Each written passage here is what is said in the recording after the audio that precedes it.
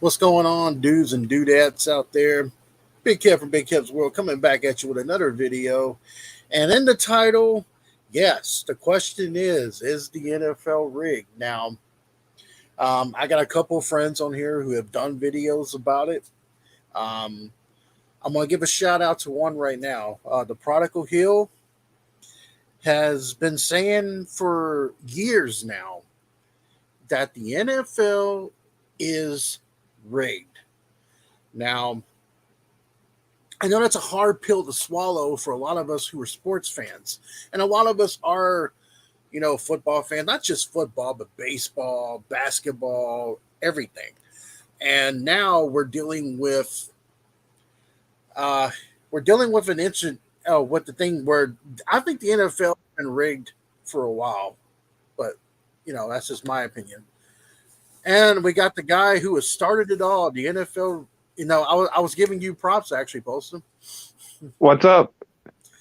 Well, I was doing this thing about the NFL rig thing because while I was at work on Monday, I got the chance to talk to a college football. He used to be an SEC referee, and he told me that play in the Super Bowl of '57, while it may have been a holding, he said, and I quote, that the referees should have never called it during a time where a game can change like that.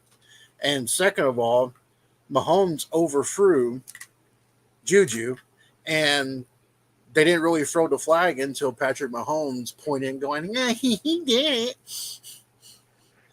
Yeah, So, it's like, well, look at this picture right here. What do we got a picture of? LeBron laying on the ground crying because he was fouled. Um, I mean, like I said, it comes from a person who's played these sports. It's not just football; it's basketball too. mhm. And when you watch these, guys play the sports, these are professionals. So for like me and Big Kev, when we made a mistake, whenever we were playing in high school, whatever sport it was, whether it's basketball or football, there are certain fundamentals that you get down whenever you're coming up and whatnot. Yep.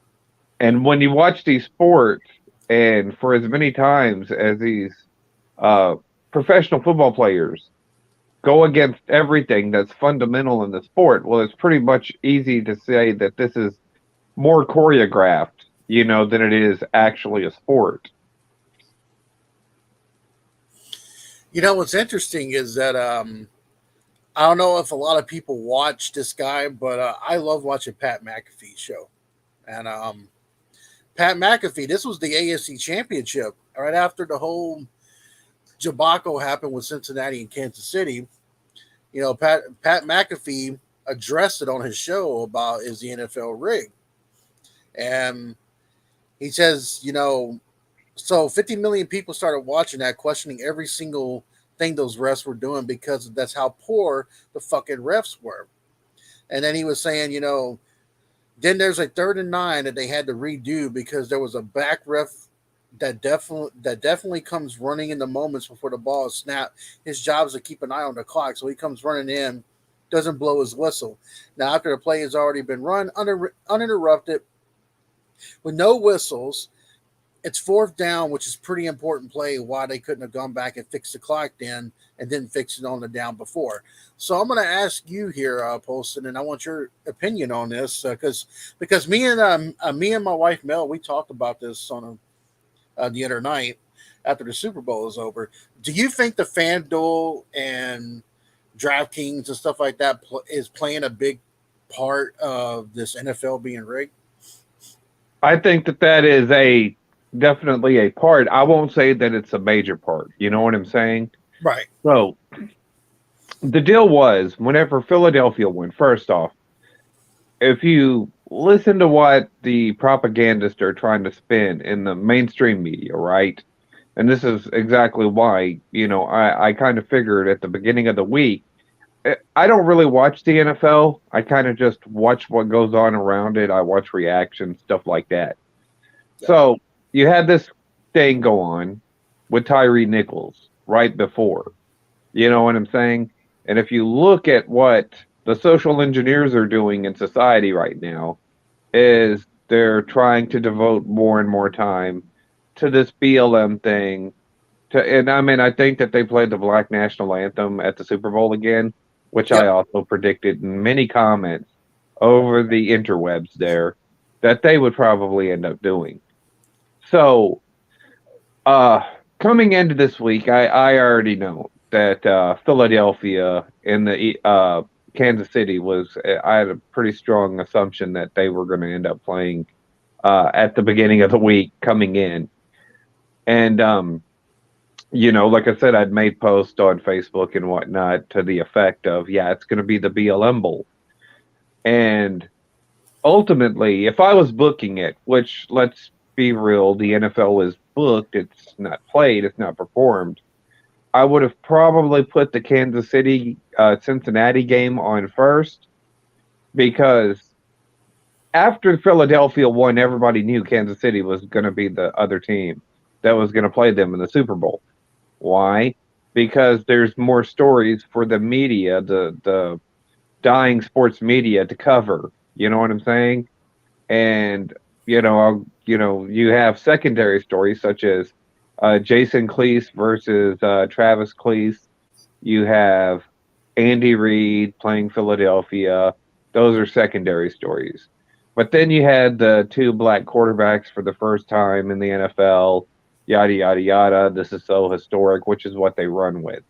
Who was And also they were also battling for MVP of the whole entire season too. So right, and so I already knew it was going to come down to Jake because you look at the Tyree Nichols story, right? It was a black man facing four black cops.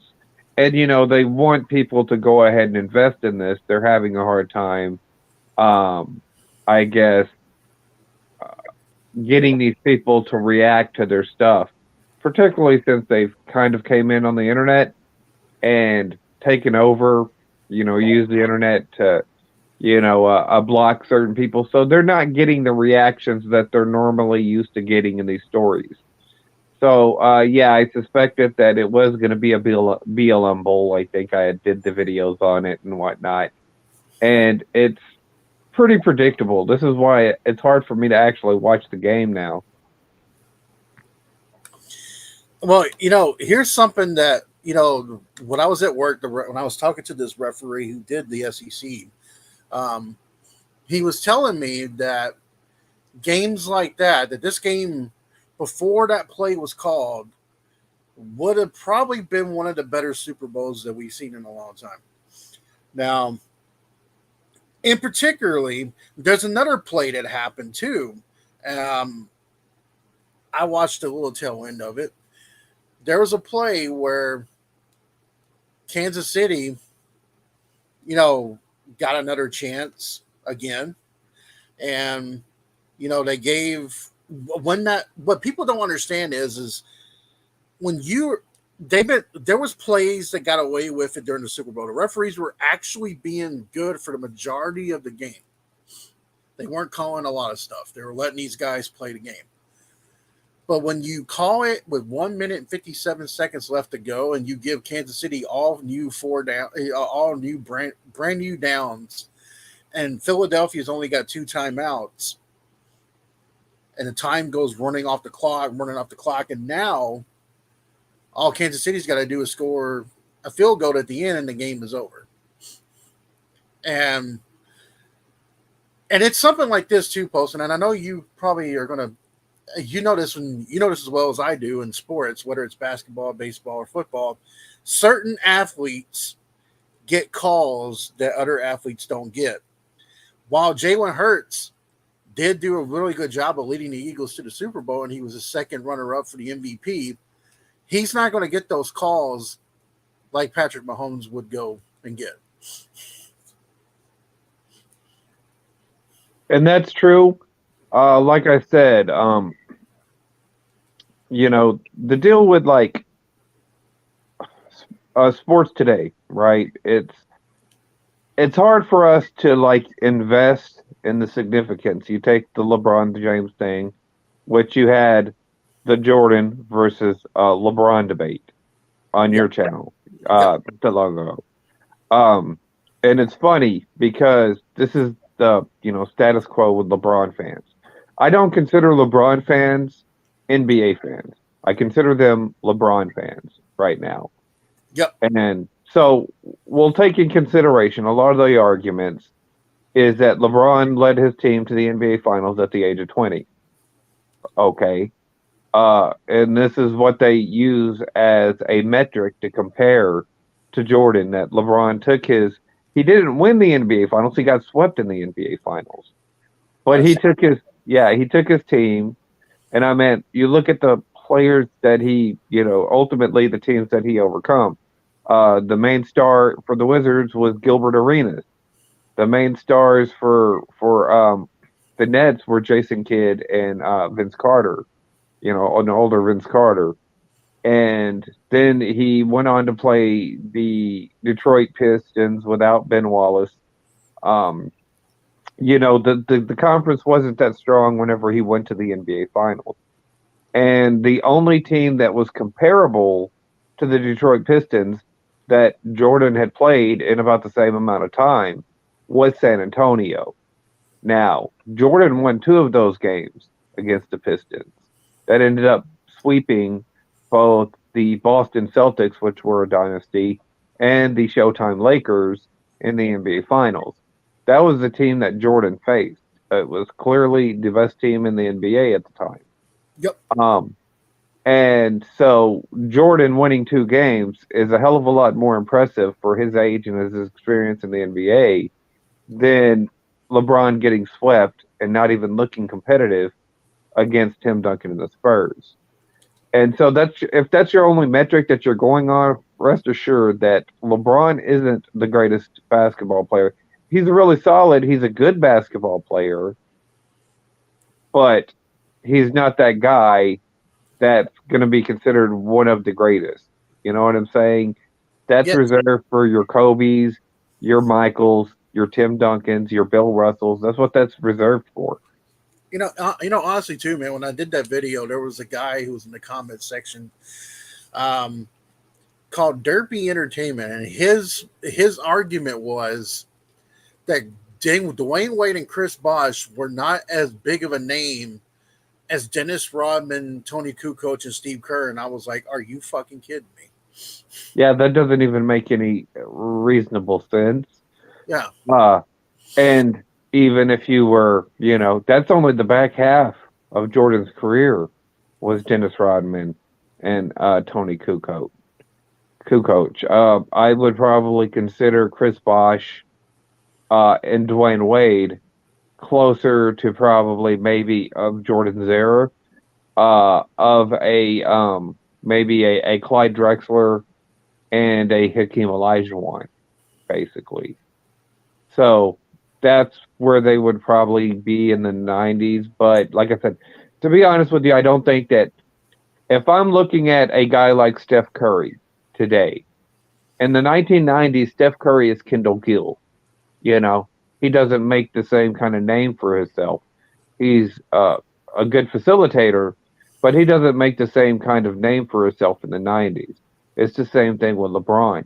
In the 90s, LeBron is Derek Coleman, a good facilitator. You could add pieces with him and maybe do something, but ultimately he's not a dominating force in the 90s.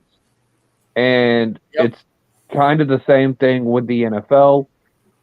It's been dumbed down to the lowest common denominator for the most part over a number of years, and I think that ultimately it reached some sort of crescendo with the kneeling and the Black National Anthem just a few years ago, and so like I was sitting there and I was talking to a friend at work. Actually, if you want to know the truth, basically what the NFL is right now is that there's really not an NFL right now. And there's a guy at work I told this to the other day.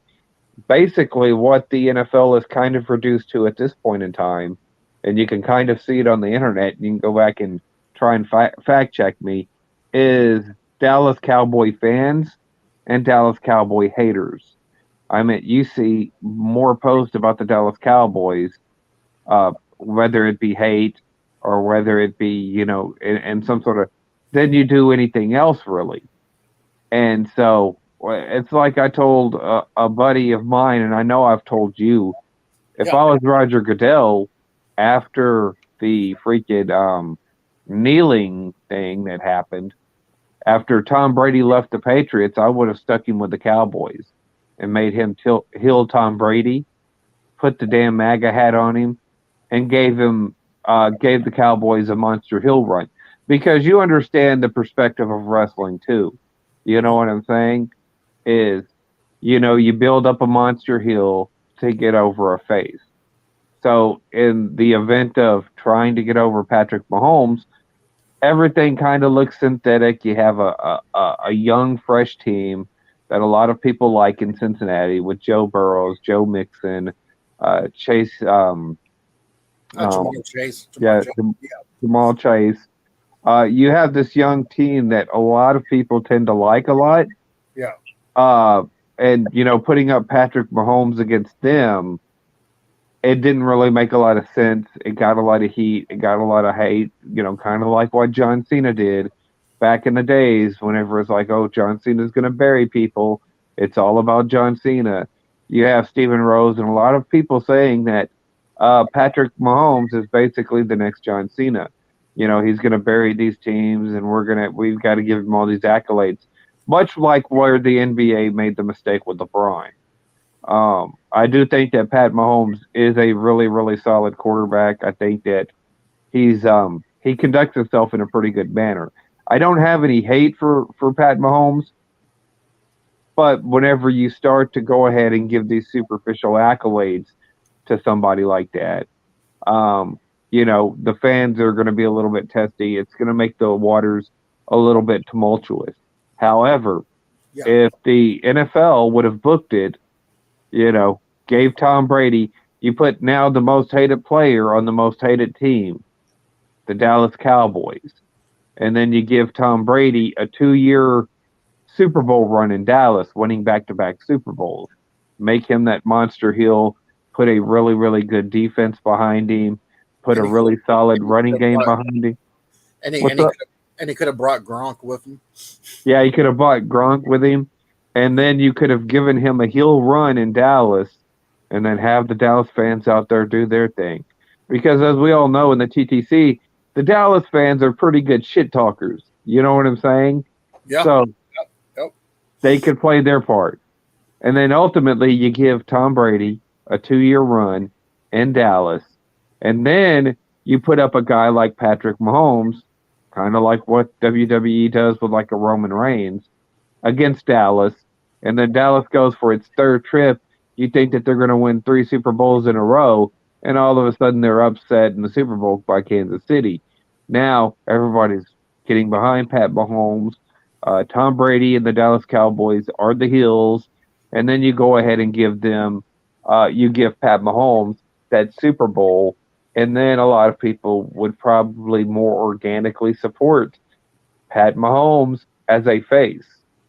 Uh, this is going to be interesting to see where the NFL goes next year because, mind you, 2 or 3 years ago, everybody just thought I was a conspiracy theorist. Yep. But now people are starting to see exactly what I see. This is because Roger Goodell takes more liberties now in the game. So, like I said, it's becoming more and more dumbed down. Uh, yeah, it's definitely something that is going to be interesting in the coming years. And I got something from Stephen Rose. Apparently, he sent me this photo, and it says that the NFL playoffs, the Super Bowl will be February 11th, 2024.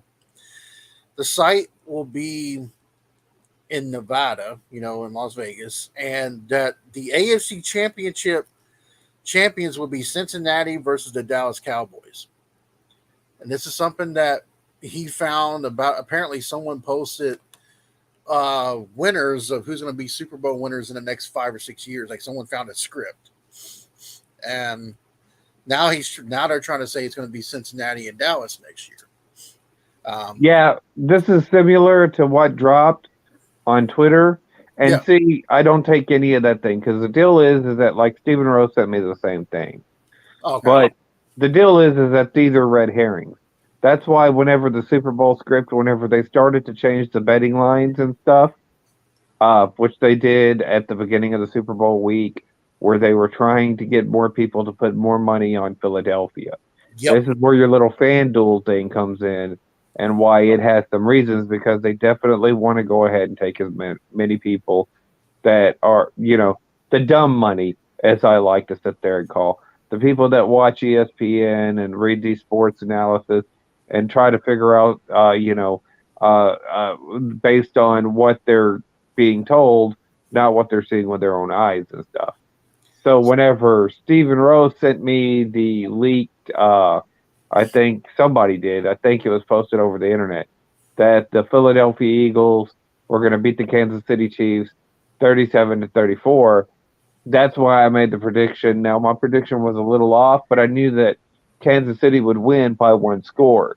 So I predicted, you know, they would probably not be so bold to, script the game opposite of what they went out there to be that close. So I predicted Kansas City would beat Philadelphia 34-28. You know what I'm saying? Within one score. That way, there's all these questionable calls. There's all this controversy after the Super Bowl. One call decided the game, the referees and stuff, just to get people talking about it on the internet. Ultimately, like I said, since I didn't really care enough about it, I didn't really do a video on it. Uh, I could have done a pre-recorded video congratulating the Kansas City Chiefs because everybody knows that, like, I've done that before. I've been notorious for going ahead, doing a pre-recorded video, Yep. being assured of the damn outcome, and then just uploaded the video immediately after whatever happened.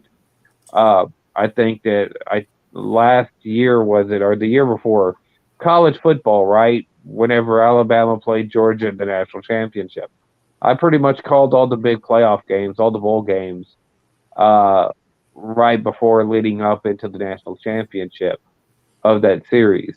And I know that a lot of people got triggered by it, but the reason why I did that is to show how obviously scripted these games tend to be And because the official. you also called the Super Bowl, but I mean, I know you said it was going to be Cleveland and the Rams, but you were still right. There was an Ohio team that faced the Rams in the Super Bowl last year. So Yeah, I remember doing my Super Bowl predictions, and I told y'all that I think I went on your channel. I think I went on Stephen Rose's channel to yeah, do a prediction video, yep, and I said I kept hesitating between Cleveland and Cincinnati, and I said Cincinnati's going to be a dark horse.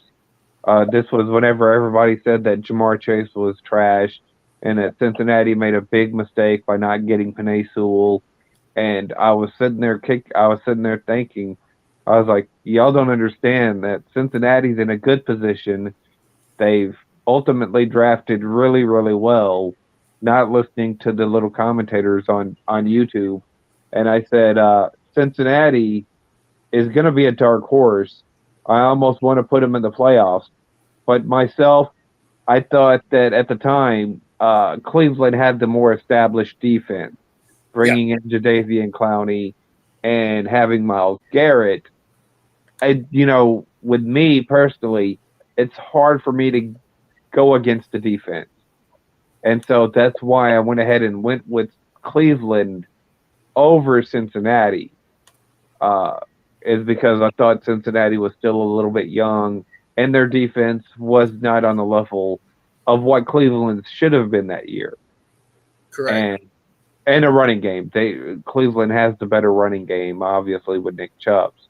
So I'll always go for defense in a running game whenever I'm genuinely trying to predict anything, uh, because that's the NFL that I grew up with.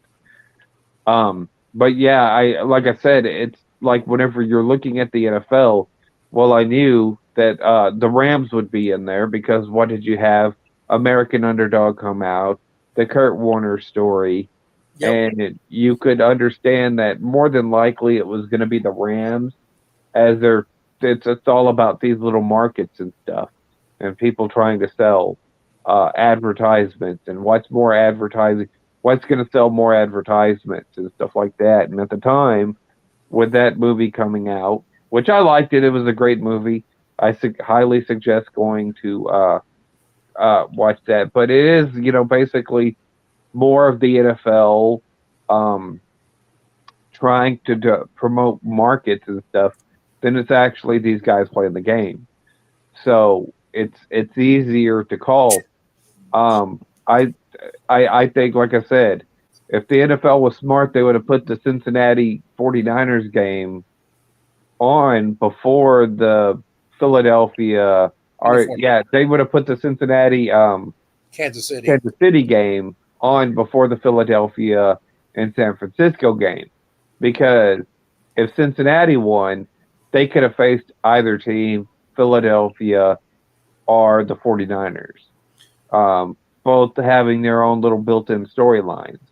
If Kansas City won, it's the same thing.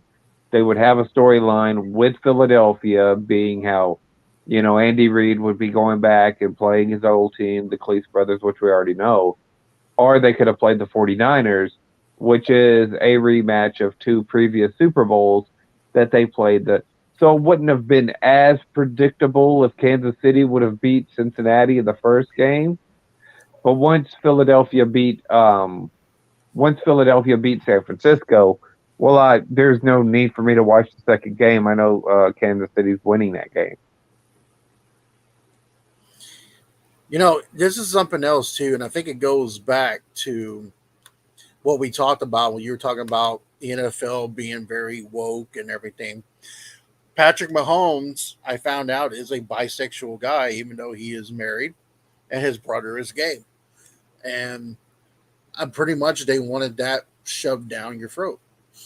Um, that's another thing that makes Kansas City very, because I know Duke Botters, he hates Kansas City with a passion. Like I'm not sure entirely why he hates Kansas City. I think he said it one time, and I just totally forgot. But His brother's a Kansas City fan, I think. yeah, and it's kind of one of those things where the one problem, see, I didn't have a problem with the flag being called at the end of the game.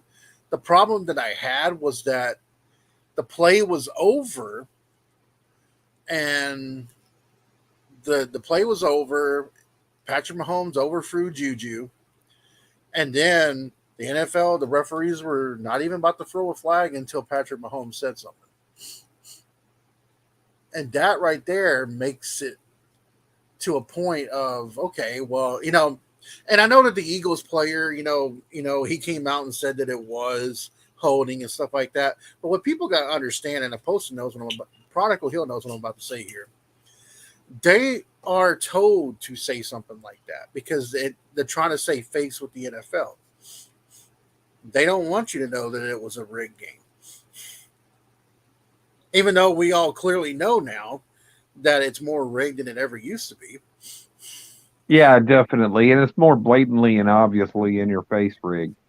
And I can only imagine what, professional wrestling was like back in the days whenever it was starting to be exposed as rigged events and whatnot. Well, not scripted, you know what I'm saying?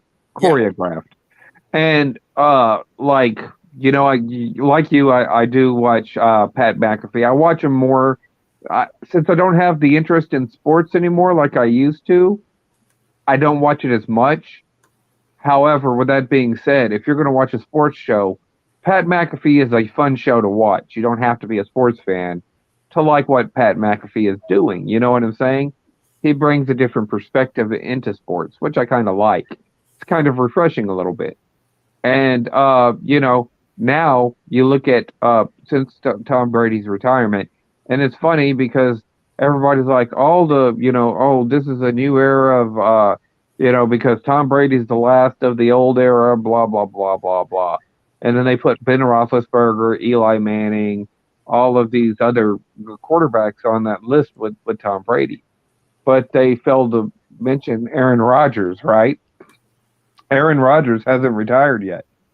So he's kind of like the last of the old guard still. So you look at him on Pat McAfee, and I'm seeing remnants of like CM Punk. You remember with the pipe bomb promos and the Hmm. summer of punk and whatnot.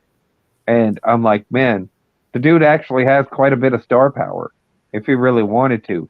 He's already at that age where he doesn't give a shit. And let's say theoretically that they're going to run with Cincinnati and Dallas next year. And I honestly think that to a degree, it's a possibility. I'm not going to sit there and rule it out totally. I would have to see what goes on during the off season, which, mind you, you're going to get a bunch of cartoonish shit happen during the off season. People are going to be over people are left on these sites and whatnot that are able to post are going to be posting these insane freaking stories and stuff, and then having opinions based off of these stories. It's going to be status quo and stuff like that. But I can tell you right now, one of the bigger hills is Aaron Rodgers. So if it'd be me and I'm booking the NFL, then why not have Aaron Rodgers end up taking Dak Prescott's job in Dallas? Now you have a hill Aaron Rodgers on a hill team in the Dallas Cowboys. You put the weapons around him, you give him a solid running game, a really good solid defense, And and you he's, can have a hill run with Aaron.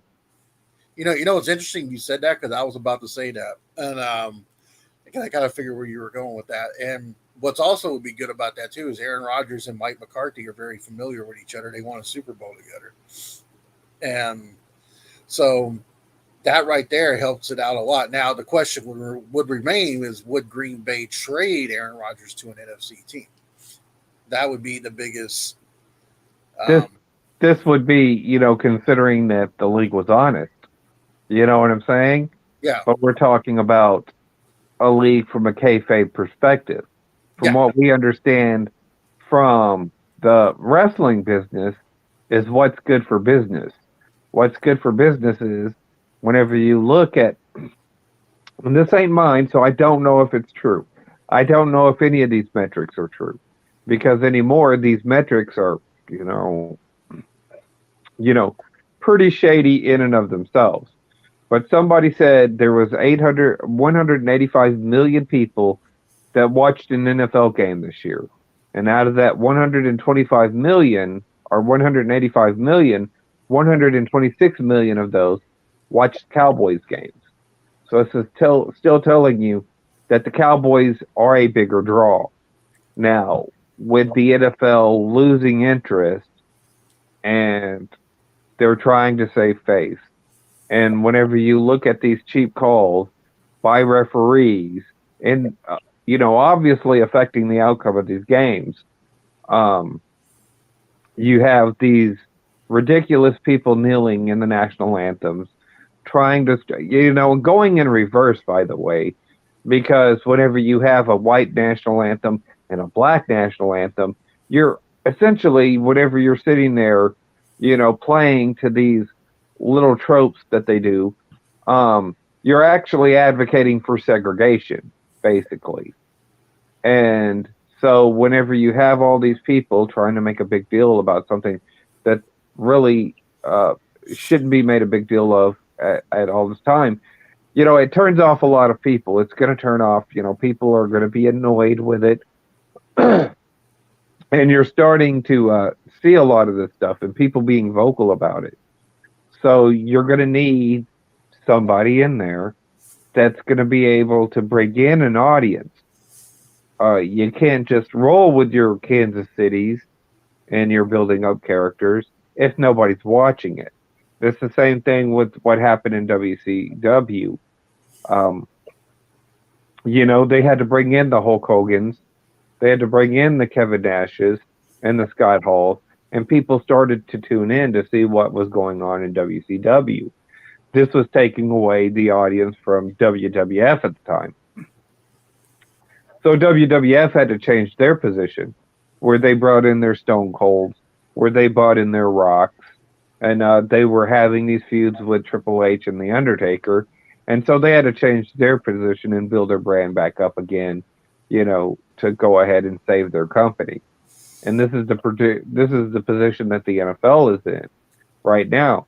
Ultimately, they don't have the same level of competition as WWF does, but people are going to be turned off regardless, much like they're being turned off of WWE because they waited so long to go ahead and build up, the Roman Reigns and build up a true card that people are like, oh, well, the last time that I saw WWE, they were square dancing with divas in the ring and they were, doing some ridiculous shit with the Daniel Bryan movement. Whenever most people wanted to see Batista versus Brock Lesnar, they're running with Daniel Bryan burying everybody on the card.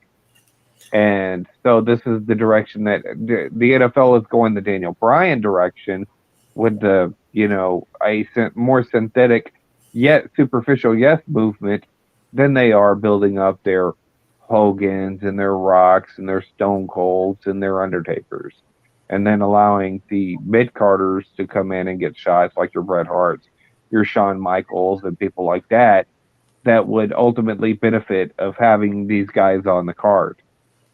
So I found out, and this is something I got a message from Desert Eagle, who everybody in the TTC, you should know who Desert Eagle is, but he found out that the guy who did the field for the Super Bowl, because the Eagles players were falling because the field conditions were bad, but apparently a guy who worked for the Kansas City Royals actually did the field, and I did not see one Kansas City player fall or slip.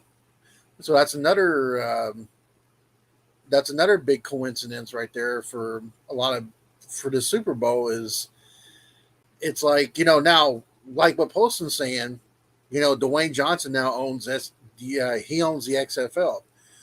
If NFL keeps doing what they're doing, the XFL could come in there and be a totally different thing to where people will be like, you know what?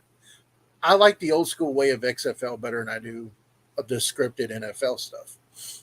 And they can end up wanting to watch the XFL more than they do the NFL. And it could happen. Yeah, it could certainly happen. And this is if Dwayne takes the XFL in a more traditional direction. You know what I'm saying? Where you had your, elite running game. And used to, back whenever I was younger, you had to have a solid running game and then the passing games. Because you go back and look, whenever I was young, your Warren Moons, your Dan Marinos, those guys that threw for a lot of yards and, didn't have any running games, they didn't have any real playoff success. It's because they were kind of one-dimensional. But your teams like Dallas, your teams like, even San Francisco had a pretty solid running game behind them with Roger Craig and Ricky Waters later on. That's whenever they finally got over the hump. Your Buffalo Bills had a solid running game behind them. They went to 4 Super Bowls in a row. You have to have a solid running game. You have to have your Emmitt Smith, your Walter Paytons, your Bo Jacksons. And then Elway finally won 2 Super Bowls after he got Terrell Davis. So you have to have a solid running game to back up your passing game because the running game and a defense travels. You can shut down a pass. This is why, whenever you look at the Baltimore Ravens, that's not a traditional team. You know what I'm saying? You shut down Lamar Jackson, you shut down the Baltimore Ravens. And this is why. I always say, man, if the Titans can get a really good quarterback in there and they can change the offensive line with that defense and with Derrick Henry, we would see a totally different. And it doesn't have to be a Pat Mahomes. No, it doesn't have to be a what's another high passer, Jalen Hurts. It has to be somebody who can manage the game properly, who can manage the clock properly, make passes when it's necessary, that's capable of having the big games, but at the same time, inconsistent, but at the same time, understands his role as managing the running game, time of possession. This is why Tom Brady You look at the way that his system runs, and it was designed to win. You know, it wasn't about stat padding, and this is what Dallas has an issue with in the with Dak. This is why I say that I know that Dallas isn't going to win. Is because Dak will be throwing, and it could change. Everything could change. They could bring in a new offensive coordinator because they got rid of Kellen Moore, and ultimately they could design a more effective offense. But whenever you have your quarterback throwing, completing 40 of 42 passes, say, for 400 and 80 yards, and 2 touchdowns, you're not going to win very much, regardless, because it's not about how many yards the quarterback passes for. It's about how many points he puts on the board and how effective he is. If you go away from the running game, that's why Dallas had all its success whenever they were running the ball. You see what I'm saying? Is Mhm. because you're utilizing the run, you're playing off the run, you're passing, you're going to score more points by utilizing the run versus just throwing for 500 yards and 3 touchdowns or something. Uh, it's more of a traditional winning formula in And the old NFL. and Dallas has a two-headed monster with Pollard and Ezekiel Elliott, so that really does help a lot in that situation, especially if you want to do a run game. I mean, is it good to have one runner? Absolutely, but I feel like if you can have two that can share the load with each other, it also keeps the other one more fresh in big situations. I think the Titans need to find a big giant running back with Derrick Henry, so that way you can help manage both of them. So that way you can use Derrick Henry for the third downs and the goal lines, and use him for those big plays that you need. And you can use the other one for more carries if you want to. Um, but yeah, I mean, like I have to ask you this one too, Poston, because the the update was in that game against Cincinnati. Patrick Mahomes had a high ankle sprain, and during this, now here's what happened. I know you didn't watch the game, but at halftime, right before halftime, he got hurt again during the Super Bowl, and he was. They showed a camera of him wrenching in pain, all this stuff. The second half starts. I shit you not. He act like he wasn't even limp. But yeah, he act like Superman. Like he wasn't limp. He came out there and he ran like a 20-yard run, and people are wondering like, what the fuck happened? Is Patrick Mahomes really hurt, or was he just hurt and not that bad, or maybe he got some cortisone steroid shot in the ankle, or but I know you played sports like I did, and I had a high ankle sprain before, and I could tell you this much: with a high ankle sprain, you wouldn't be able to run a 20-yard run like that. No, I do believe that some of these injuries are kayfabe. I do believe that. To add more effect into it, you had the Michael Jordan flu game and stuff like that. So no doubt they would take inspiration from like say an Emmett Smith that ran, with a broken shoulder and stuff like that. They try to give the same kind of tenacity to these players today as you had back in the '90s. With that being said, also with a high ankle sprain, all of a sudden you wonder how many people shift their bets. You know what I'm saying? To the Eagles after that for them to clean house. Once again, it's Vegas playing on the dumb money again. People believing that this sport is anything other than what they're seeing as choreographed sport, as opposed to the actual sport that we grew up with. And it's also too because I know that Ryan Tannehill had a high ankle sprain, and he missed a couple games, came back, played, still wasn't 100%, got hurt again, and he was out for the rest of the season. So I'm looking at that and I'm like, if Ryan Tannehill was barely able to move with a high ankle sprain, which you're barely able to move with that, even if they tape you really good. Which I mean, Patrick Mahomes, I think they said he was hurt to gain sympathy for him to get the MVP trophy, and I also think that they were panning towards him because in the beginning of the because right when they got to halftime, the Eagles were beating the snot out of Kansas City. The first half was pretty much all Eagles, and then all of a sudden the second half comes around, and now Patrick Mahomes is acting like he's not even hurt at all. Yeah, and I totally I totally believe that. And like I said, like a little bit part of me wanted the Eagles to win since they're in our division, just so we could get another Super Bowl trophy in the division. It's a little small part of me, you know what I'm saying? But at the Mhm. same time, like I said, Pat Mahomes is a Big 12 guy, you know. So like I said, I had no dog in the fight. This isn't just me picking sides, saying, "Oh, well, this is because I didn't even watch the Super Bowl. I didn't have a dog in the fight." But you know, looking at it and looking at it on paper, uh, you know, it's pretty obvious what the NFL is doing. It's the same thing that the NBA is doing. They have to conscript these little storylines and stuff to go ahead and run with and whatnot to try and get, I guess, more superficial people interested in the product.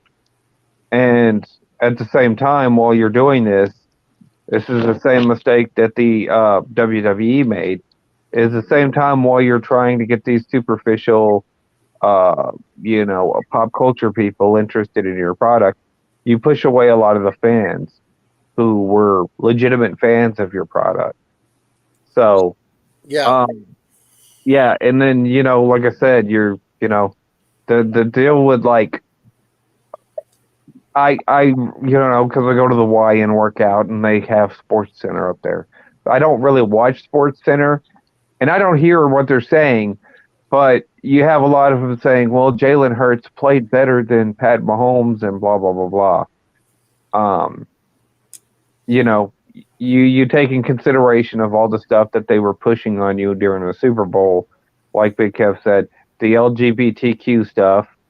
Um, you have the BLM stuff that they were pushing. Then you have all these secondary storylines. This isn't the same as whenever I was younger coming up. I mean, you were feverishly looking for anything, but you didn't care about LGBTQ stuff. You didn't care about Pat Mahomes stuff. You were trying to see how the teams matched up, you know, the stats, the players and whatnot, maybe players you hadn't heard of that could be a factor. You didn't care about any of the backstories of these said players and whatnot, their personal lives, their, whatever it is. But now everything is just so messy in this game that it makes it really unbearable for people that are fans of the sport to watch.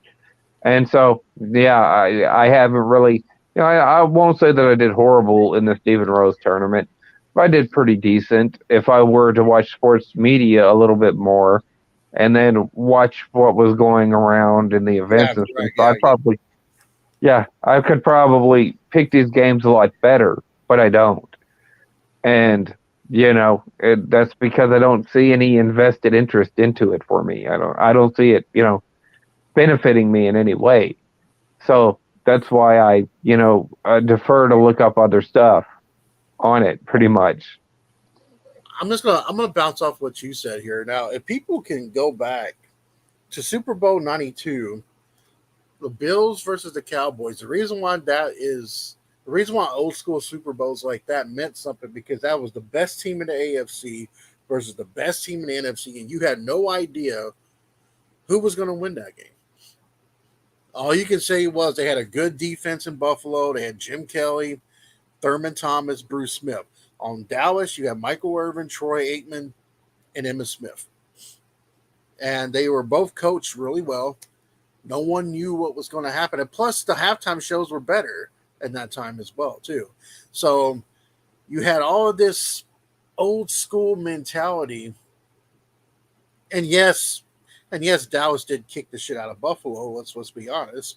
Um, but at least back then, it wasn't predictable.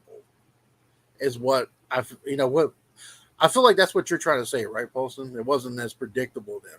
So it was more like you're trying to, you got two best teams going at it nose to nose.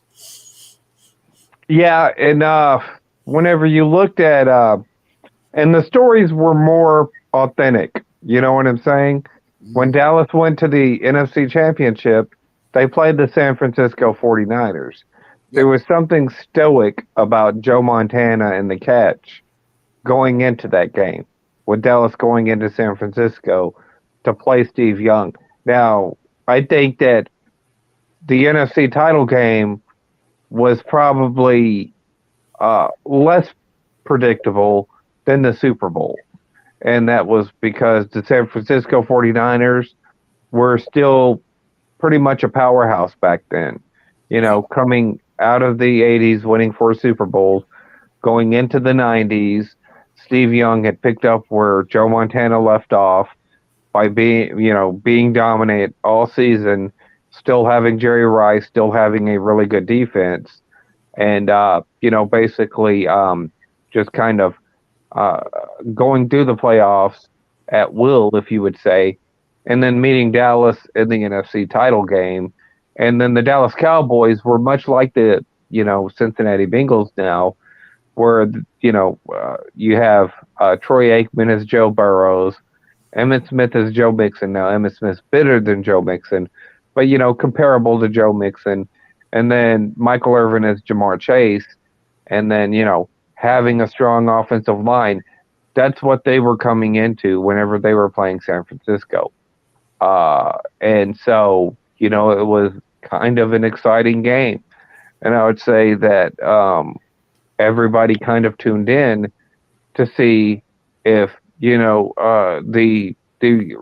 would change, the reins were being changed over again. Uh, and, it's those rivalries and stuff that were built up right back in the 80s, um, with teams, just being able to, do right by their organizations and stuff. And, you still had Brett Favre in coming in to Green Bay that year. You had, other teams that were there that kind of benefited off of the excitement of Dallas being in the Super Bowl, of San Francisco still being competitive at the time. Um, and then you had the Buffalo Bills that were a team in and of itself, which is a great team. It's probably one of the greatest teams that never won a Super Bowl, is the Buffalo Bills of that era. You still had guys in there that were benefiting off of the San Francisco run, and John Elway and Dan Marino, that were high picks, and you can go into the 90s with the Cowboys, going into the late 90s with Peyton Manning, and then essentially Tom Brady. So you had these guys that just seemed bigger than life, to where now, I'd say after, 2012 probably, 2010, 2012. And, college football is pretty much kind of went the same way. It kind of follows parallel with the NFL. But you had, that's whenever you started to have all of these people, instead of making a name for themselves on the field, they were doing stuff off the field to go ahead and bring in interest off the game.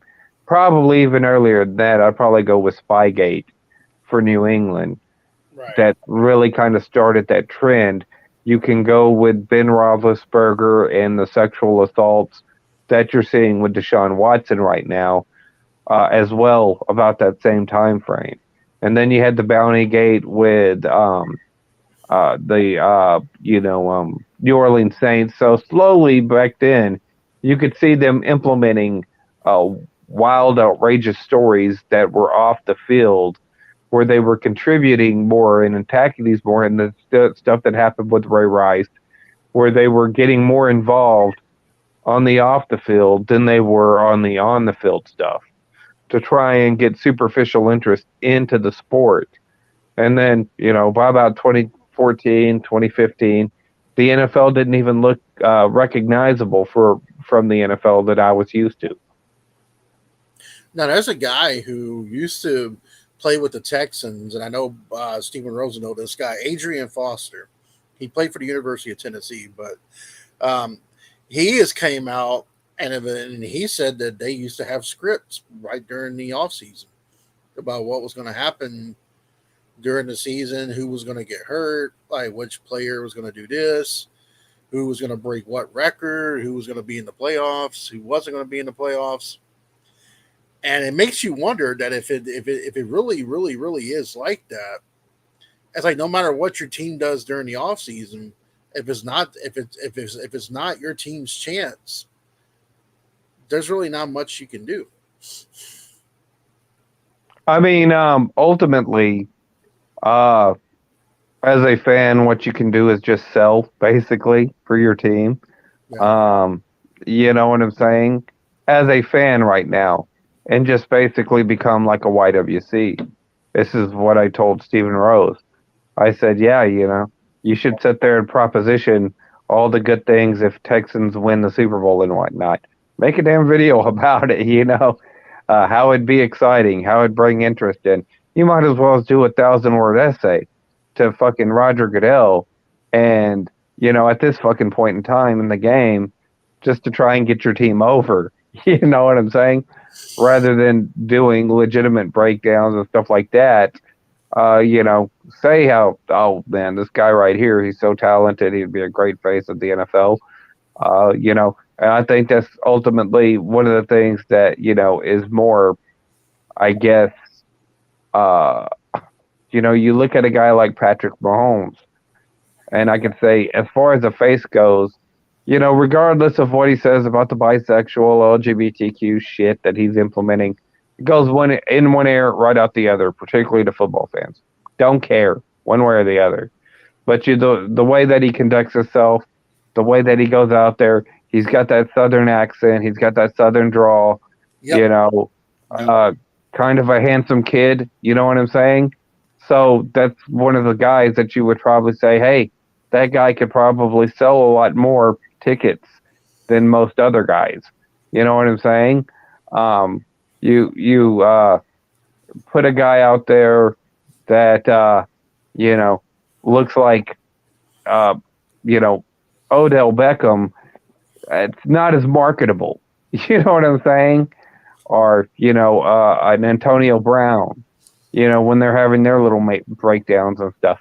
Could you agree with this post? And now that Brady's fully retired, has Aaron Rodgers took over that Darth Vader role now, where everybody hates him?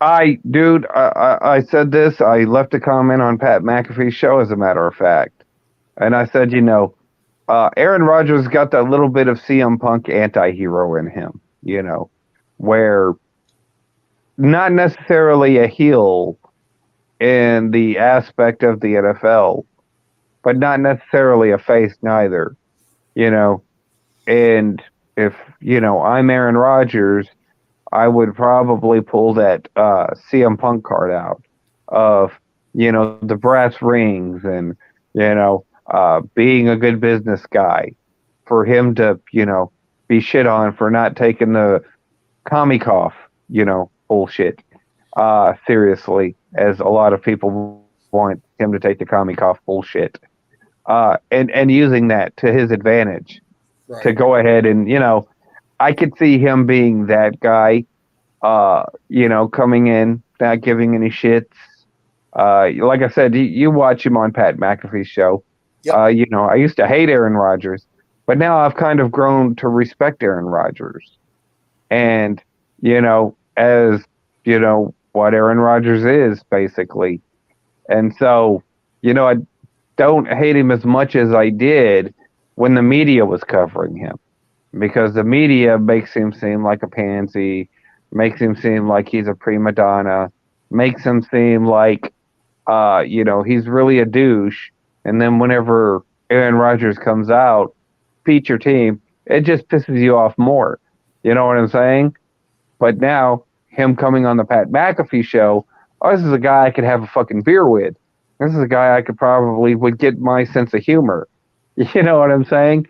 He'd probably, and so, like, watching him go and doing the stuff on Pat McAfee show, I mean, like Pat McAfee's got something going on for him, Yep. and with Aaron Rodgers coming on there, interacting with AJ Hawk and all these other guys, it's like, oh, okay, well, this guy's kind of a bro. He's kind of a bro. He's a broski, and so I'd be like, oh, okay, so now you don't hate him as much.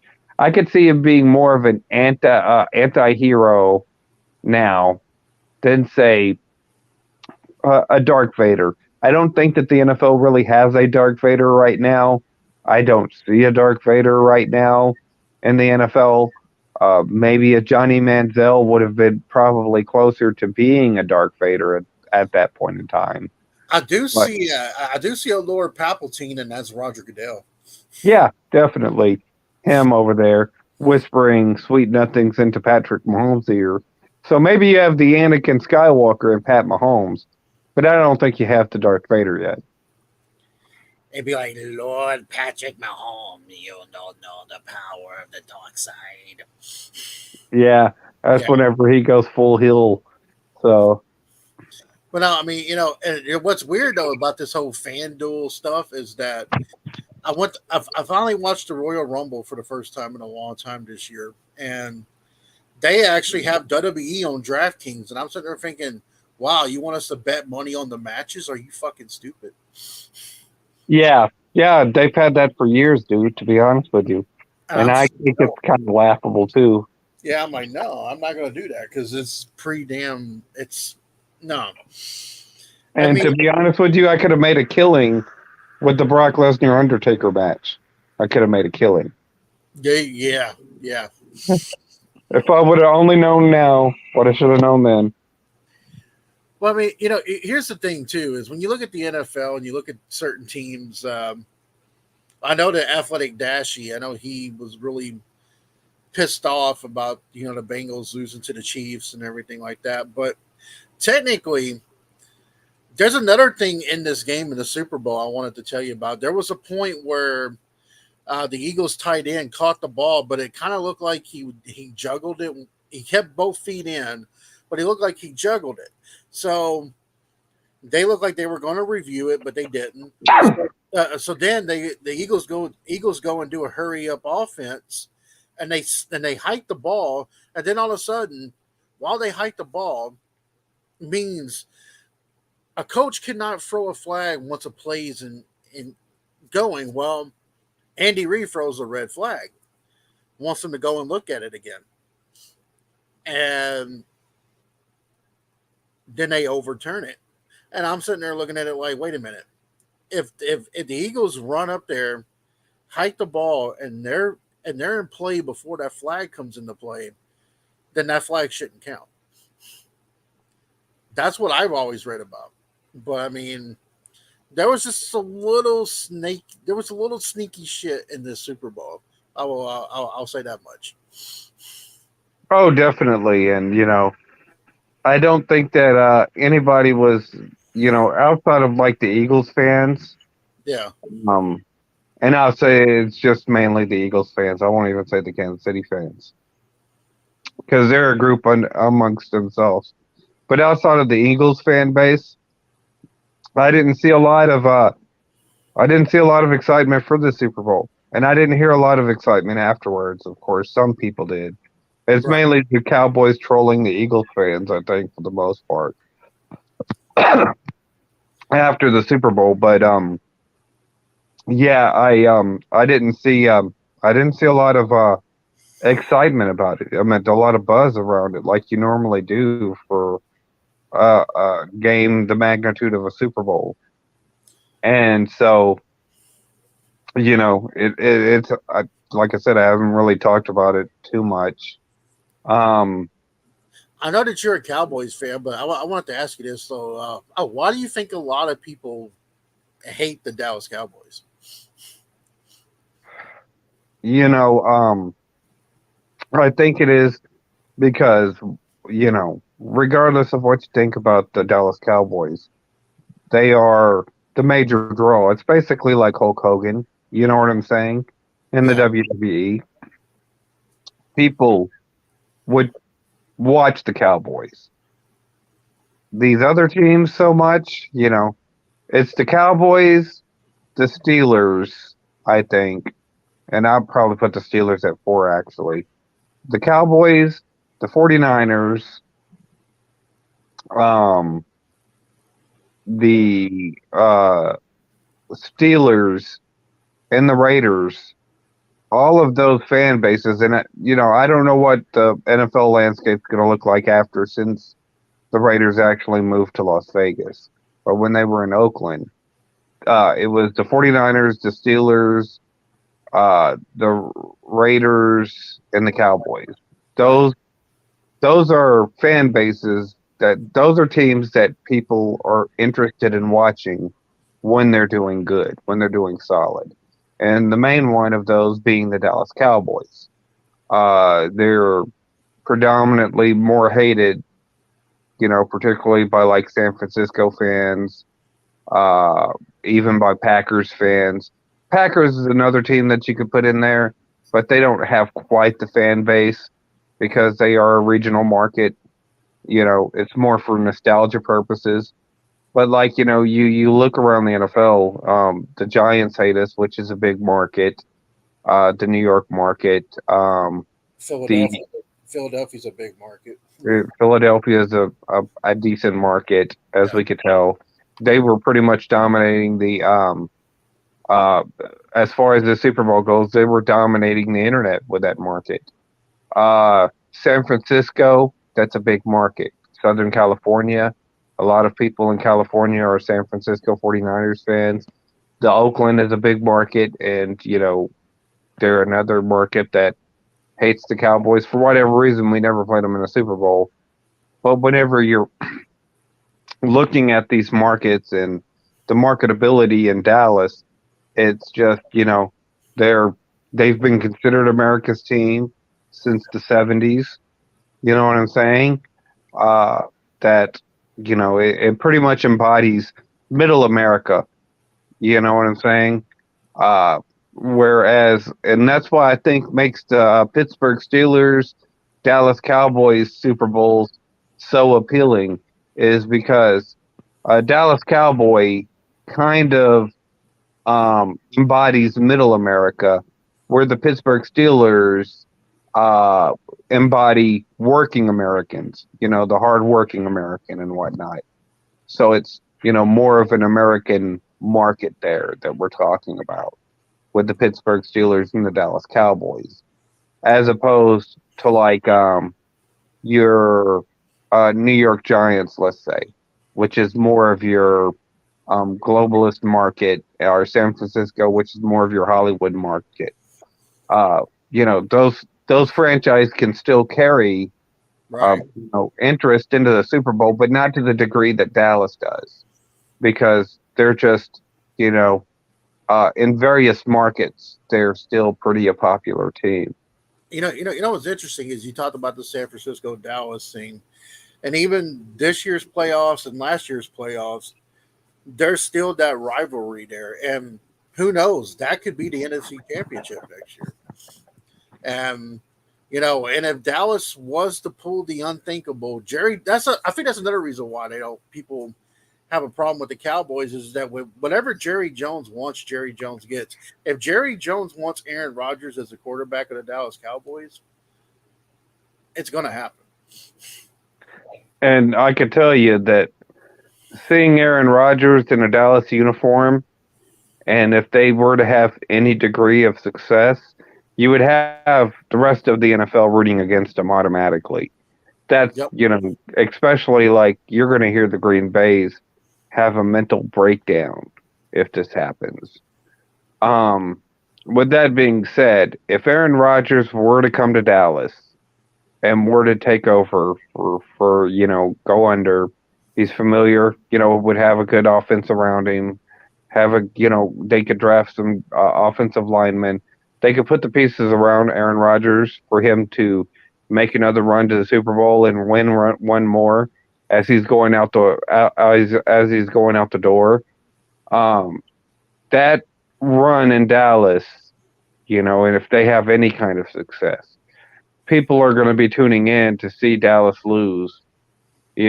their first game. You know what I'm saying? Much like you give him the Tom Brady run that he had back in 2007, I think it was, when he Yeah. had Randy Moss, and the freaking New England Patriots went undefeated in the regular season. If you give him that kind of run, you would have people tuning in to every game, and you know it's not too much different than the WWF right now, or wrestling, professional wrestling. And you listen to like some of the stuff, like if you listen to Gary Hart on the WCCW Heroes of World Class Wrestling documentary, uh, he would sit there and say Ric Flair would come in and wrestle one night in a promotion, and he would earn $35,000 back in the '80s. That's a lot of money. It'd be like almost 350,000 a day. But he had earned $35,000 for just doing one show, and he earned every penny of it because the people that were showing up wanted to see Ric Flair lose. They couldn't stand Ric Flair. He was bringing in the audience, and everybody wanted to see Ric Flair get, his comeuppance as the champion, much like a Conor McGregor type of guy back then, where everybody would tune in, or a Floyd Mayweather, just to see if somebody was going to beat him.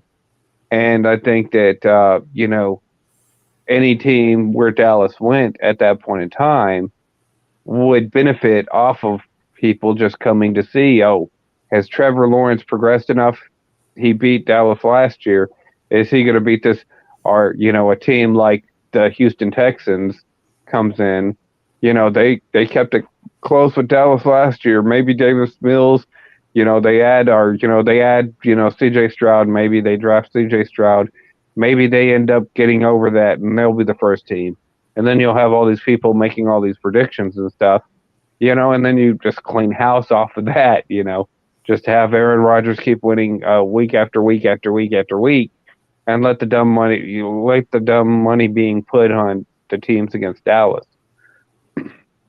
Now, what you could do if you're going to trade Aaron Rodgers to Dallas, obviously you'd have to give them a first round pick, and you would probably have to give them a couple picks and maybe Dak Prescott. And that would probably be maybe enough. But then again, though, Green Bay would have to figure out what they want to do with Dax, because if Jordan Love is their guy in the future, what do you do with Dax at that point? And I can see a guy like Dak Prescott going somewhere like Detroit or somewhere where he can resurrect. Well, I kind of like Jared Goff, what they got going on in Detroit right now. Mm-hmm. It'd be me, outside of what Stephen Rose sent me about the Dallas Cowboys. Because I don't think that the Aaron Rodgers thing is going to happen in Dallas. No. I don't think this is just us speculating on how we would probably book it if it was us. Yeah. But Detroit has a lot going for it, to be honest with you, with Jared Goff. They finished, 9-6 this year? Mm-hmm. And, they got a pretty solid defense. Jared Goff didn't do horribly bad. You get you a good, solid, maybe a Bijan Robinson to go ahead and pair with DeAndre Swift. Get you some good pieces for that offense and whatnot. Maybe a solid tight end or something like that. And, Detroit has a lot of potential, particularly in this draft, which is so deep in defensive linemen that you could probably get a decent defensive lineman. And with as many picks as Detroit has, they could definitely go ahead and put down the pieces to go ahead. And at the same end, on the AFC side, Stephen Rose's team, they have a lot of picks. They're in position to add some pieces to that, not only offense, but defense as well, to really go ahead and do something next year. With a young, solid core, much like what Cincinnati's done. So, trying to fool with that formula so much, and bringing in a player like Dak Prescott to replace say Jared Goff, who has been to a Super Bowl and has had success in the playoff, you'd be taking too many chances. You know what I'm saying? The rumor mill from where I'm at here in Tennessee is that apparently the New York Jets are interested in trading for Ryan Tannehill. Um, and I tell people the only way I would do that, and I know Tannehill's going to have a lot of money this year on the cap. Um, if you guys are going to, the only way I can see this is if the Titans bring in somebody in free agency as a quarterback, or they decide to trade up and go after one of those younger guys. That's the only way I could see that happening. But then again, we still got to fix our offensive line, and we still got to get some receiving core in there in order for us to even be remotely successful. Yeah, and like I said, y'all still have Malik Willis there, and it Yeah, just depends on how much he progresses between now and then.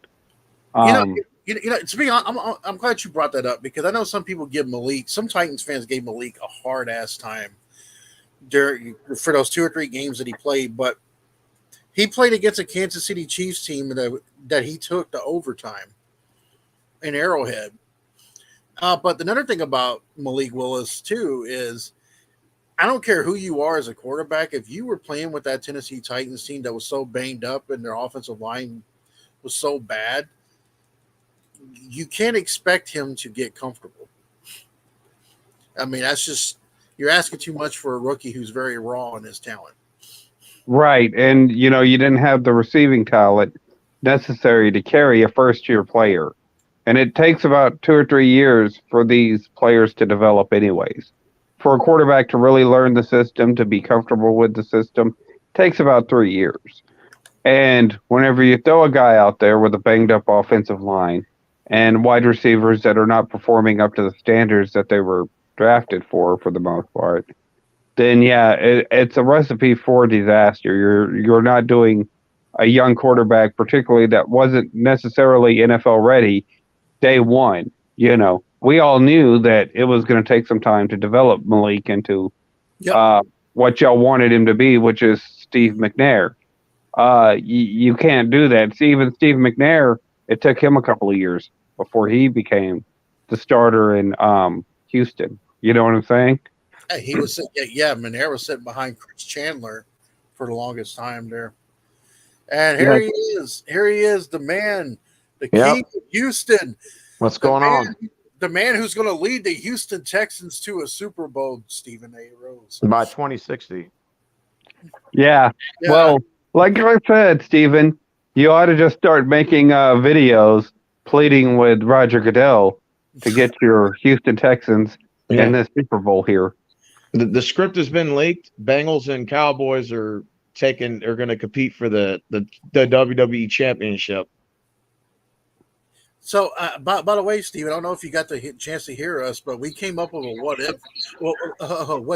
if scenario. All right. What if Aaron Rodgers goes to Dallas? Because right now, Aaron Rodgers is one of the most hated players in the league. He went to a team that's most hated, like Dallas, and goes and plays with Mike McCarthy again.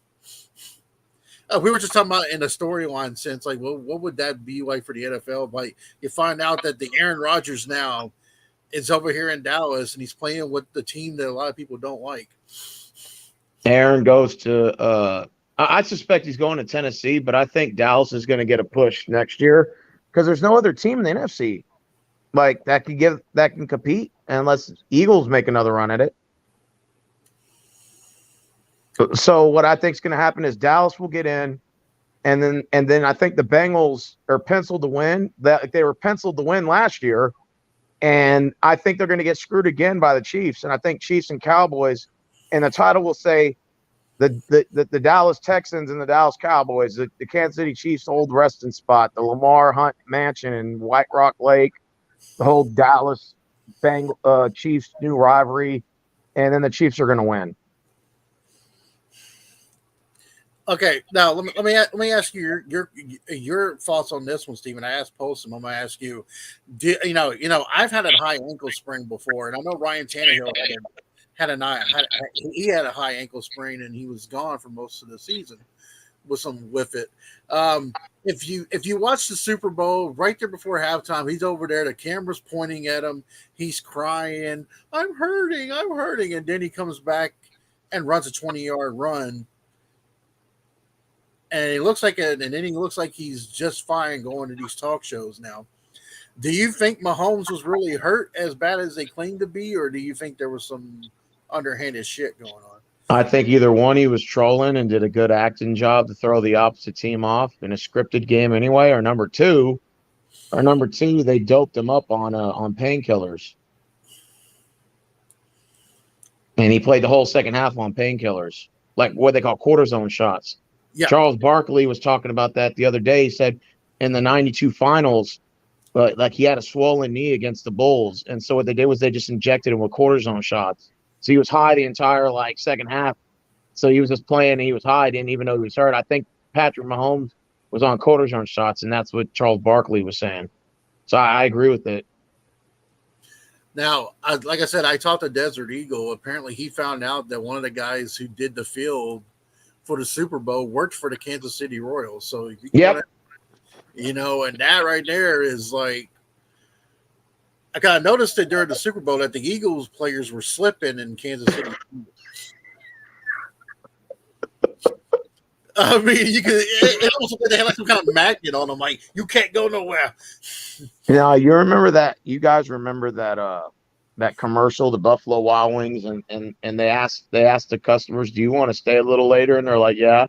So the workers contacted the rest. They're like, "Yeah, these guys want to stay and enjoy the game." So they started rigging it to where the score would stay tied, and so that way the fans could watch the game.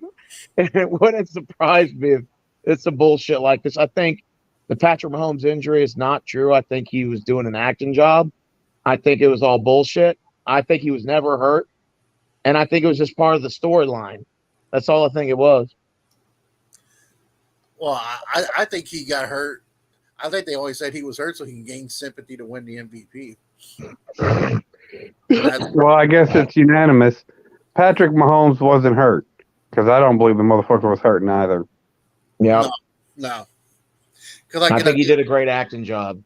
Well, because the reason why I'm saying that, because I remember the Titans, Ryan Tannehill had a high ankle sprain, missed 3 games, came back, but he never really was the same. He never had that same mobility. And then he got hurt again, and then he was out for the rest of the year. So, and then I remember when I played quarterback, I had a high ankle sprain. And I can tell you, running down the field for 20 yards down the field, you would be screaming bloody murder. Yeah. And that's why I know that either Patrick Mahomes. Now he needed, you know what though, since Patrick Mahomes won MVP, he won a championship, and he won in the Super Bowl MVP. I think he needs to win an Oscar. How about this for a storyline? The Houston Texans cut Davis Mills. They bring in Johnny Manziel, and Johnny Manziel becomes the new Shawn Michaels for the NFL.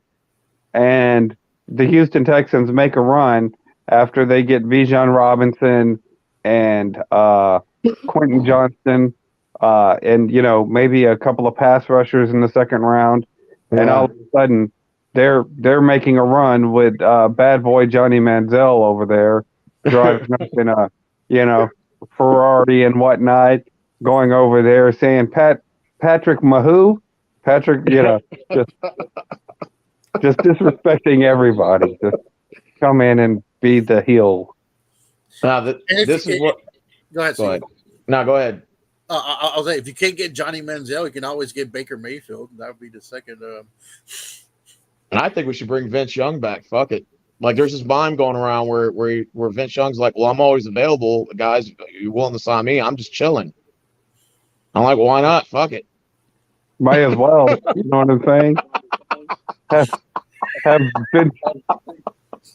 Have Vince Young come back and then bring back that kind of brash, fucking Texas Longhorns team and whatnot of thugs and come in there, have all this issues and stuff like that, and then just run and be the heels, the Houston heels. I'm telling you. Now, if you're going to bring Vince Young back, then you need to bring back. I think you need to bring in Ricky Williams, and he can have like his little weed farm up there in Texas, and and then we can also bring back what's his name. I just had him in my mind. God damn it. Roy Williams in 2011. Yeah. Yeah, bring him back. Fuck it. Do like a Longhorns like reunion, you know? Yeah. And then just Houston Longhorns. No, this what all real talk, this is what I think is gonna happen. They're gonna give Dallas a big push next year. Dak's gonna be the man. And the storyline is he going to be the next Aikman? And now he got the Cowboys the Super Bowl. So the Cowboys are going to bury the Eagles. Like, I see that happening. They're going to bury the Vikings and the Niners. They're going to go to the Super Bowl. They're going to get their big push. You know, Aikman, everybody's going to be there. Dallas legend, Starback, everybody's going to show up. And, they're going to the game. And they're going up against what the Bengals allegedly. But I think the Bengals get screwed again in another Montreal screw job. The Chiefs get put in. And then the owner or the Lamar Hunt family is gonna be like, we're gonna avenge you guys kicking us out of Dallas. Remember, we used to be in Dallas, and that's gonna be like the storyline is that the Cowboys, can they defeat the old Dallas Texans, aka the Chiefs?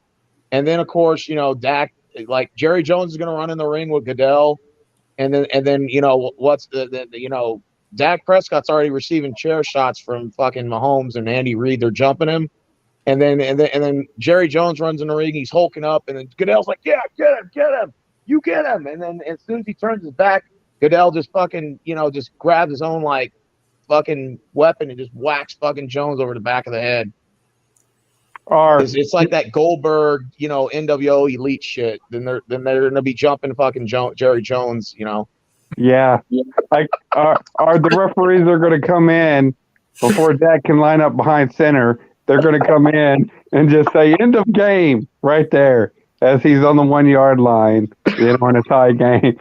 They'll just say, they're down by 3. The NFL referee is going to come in and just say "end of game" with like 2 minutes left or something. Like, what would be a really cool thing at the end? Like I said, they have Jerry Jones down, and they get the can of spray paint, and all of a sudden, here comes Jimmy Johnson out of nowhere, and he decides to spray paint Jerry Jones too. Yeah. Oh, Jimmy Johnson turns his back on Dallas Nation. Yeah. Yeah. And then he says, "You could consider me a Miami Dolphin from now on." MWO, Miami World Order. And then you can have like every former Dallas player, like Michael Irvin, decides to spray paint him too. And then Michael Irvin's like, "Look, I'm not a Dallas guy no more. I'm just gonna spray paint you." I'm telling you, it's gonna be Kansas City and Dallas next year. I already see it coming.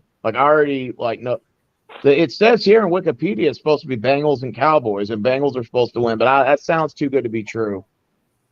I think that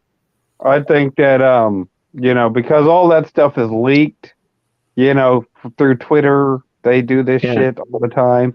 So, I don't think that Dallas, from what I see on paper, unless they impress me during the off season, I think that they're going to end up being status quo. They're used to get into the playoffs, to get other teams over, pretty much.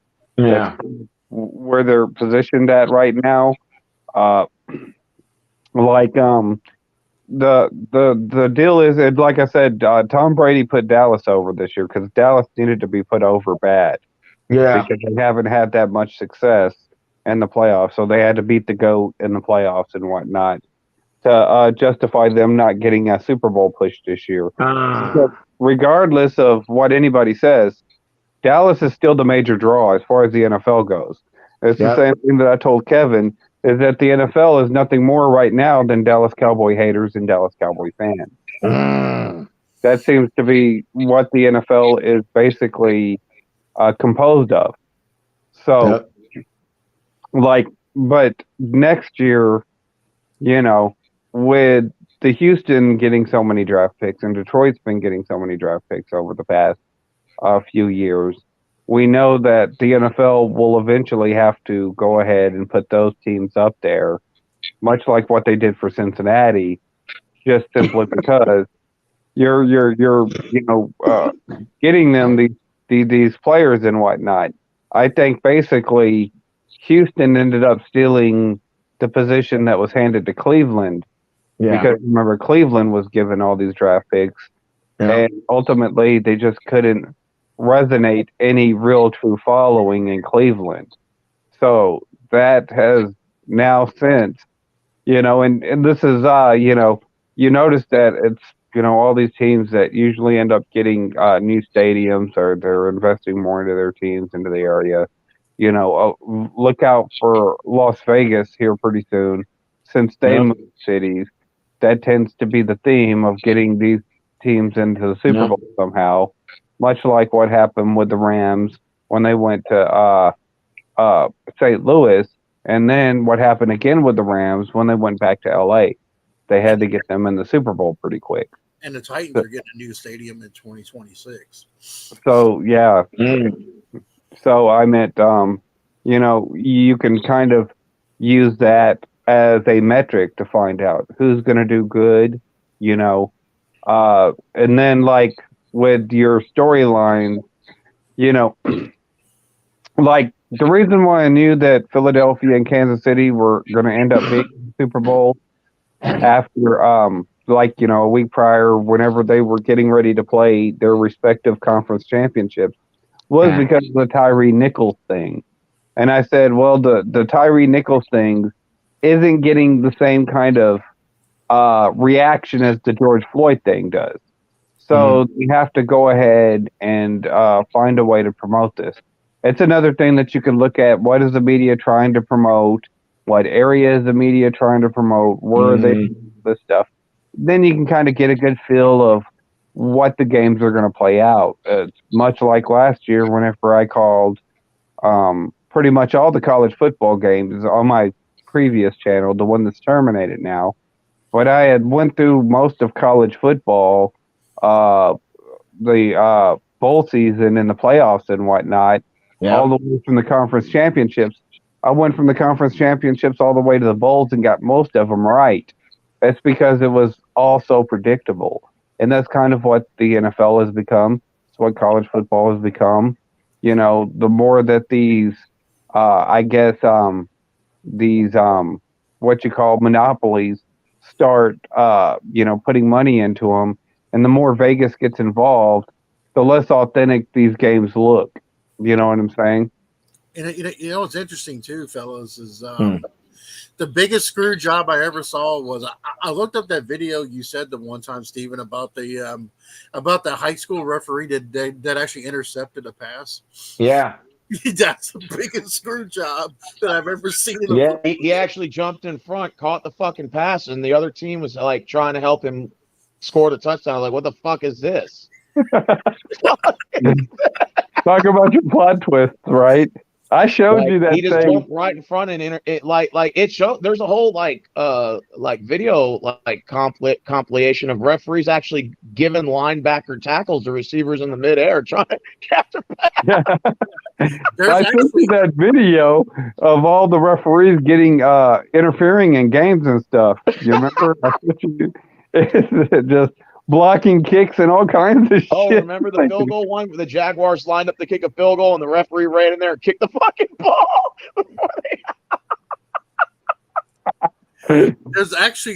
There's actually a meme, and I don't know if this is true or not. It's in the Cincinnati Kansas City AFC Championship game, but there's one where a flag's caught on Cincinnati, and the referee picks it up, and you can actually see $100 bill underneath the flag. I'm like, if that is true, I'm like, damn. I was like, no, I think the worst referee job I've ever seen in all my years of watching professional football. I mean, there are some, don't get me wrong, but the worst one I've seen was the Monday Night Football 2013 Patriots at Panthers. Luke Kuechly commits a holding call on Gronkowski. The refs throw the flag. Then they get to the center. They start huddling up. And then all the referees take off running. And the main one, he's like, Well, after rethinking it over, there was no foul. The game is over. Goodbye. And he just takes off running. And Brady said, "What the fuck? You put a fucking flag. What the fuck are you doing, son of a bitch?" Tom Brady He was looking chased for that that referee all the way to the back of the locker room. That's whenever you need to break out Vince McMahon. You know, he broke a new 40-yard dash. Dude, go watch that Panthers Patriots game, dude. Luke Kuechly holds. The ref called it. Then the other refs come up to him. They put the flag back in his pocket. They take off running. And then he says, after further review and rethinking it, there was no flag on the penalty. The game is over. Drive safely. Goodbye. He just drives. He takes off running. And Brady just chases him to the back. And they're like, Brady sprinting to the back. Like, chase the referee. And Belichick said, "What the fuck?" And he started throwing his headset down. That was hey, did y'all see the how they screwed Belichick over this year? Like, dude, they've been actually calling games against them. The one against the Packers was the funniest one. Aaron Rodgers runs in there after the clock reads 0, and he said he wasn't ready. They need to reset the clock. They reset it, and Belichick is yelling at the referee. He can't do that. And the referee just started laughing in his face. He just said, "Whatever." Well, you know what's interesting about that whole flag that happened at the Super Bowl was now, Steven, you might remember the play. I was telling Poston this play because he didn't watch it, but there's a point where the Eagles tight end catches it, both feet are inbounds, and then the rule in the NFL is that once you run up and you huddle and you hike the ball, a referee cannot throw a flag, and neither can the coach. Well, so Jalen Hurts goes and runs and hikes the ball, and then Andy Reid throws the red flag, and then they go back and they look at it. Yep. And then they go and they change it, and they said the Eagles guy was out of bounds, that he didn't have enough possession to be out there, so that was a 4 and out there. And then, you know, it's the fact of the matter is that when a flag is the cost of a game, that's when it becomes bad, really. They say it was a holding call in that last play, but if you're not trying to call any holding plays, why would you just call it in the first place? They would kick a field goal, and the Eagles would still have, a minute and 30 seconds left? And they would have had 2 timeouts still left. Yeah, it's bullshit. And what's interesting, too, is that they didn't throw the flag until after Patrick Mahomes. It's like, he did it. Yep. It's like after I'm telling you, it's the elite players that get the calls. Now, I mean, like, you know, like that picture he's got of LeBron right there crying. I mean, that's just. Well, you know, Patrick Mahomes has enough money where he can go ahead and throw a $100 bill on one of the flags. Like, yeah. Yeah. Patrick Mahomes is probably like, look, man, you know, I know me and my wife are both bisexual, so if you ever want to come to the house. He's probably saying, you got kids, right? They probably want to go to college. I think I can make that happen. Here goes the storyline for next year.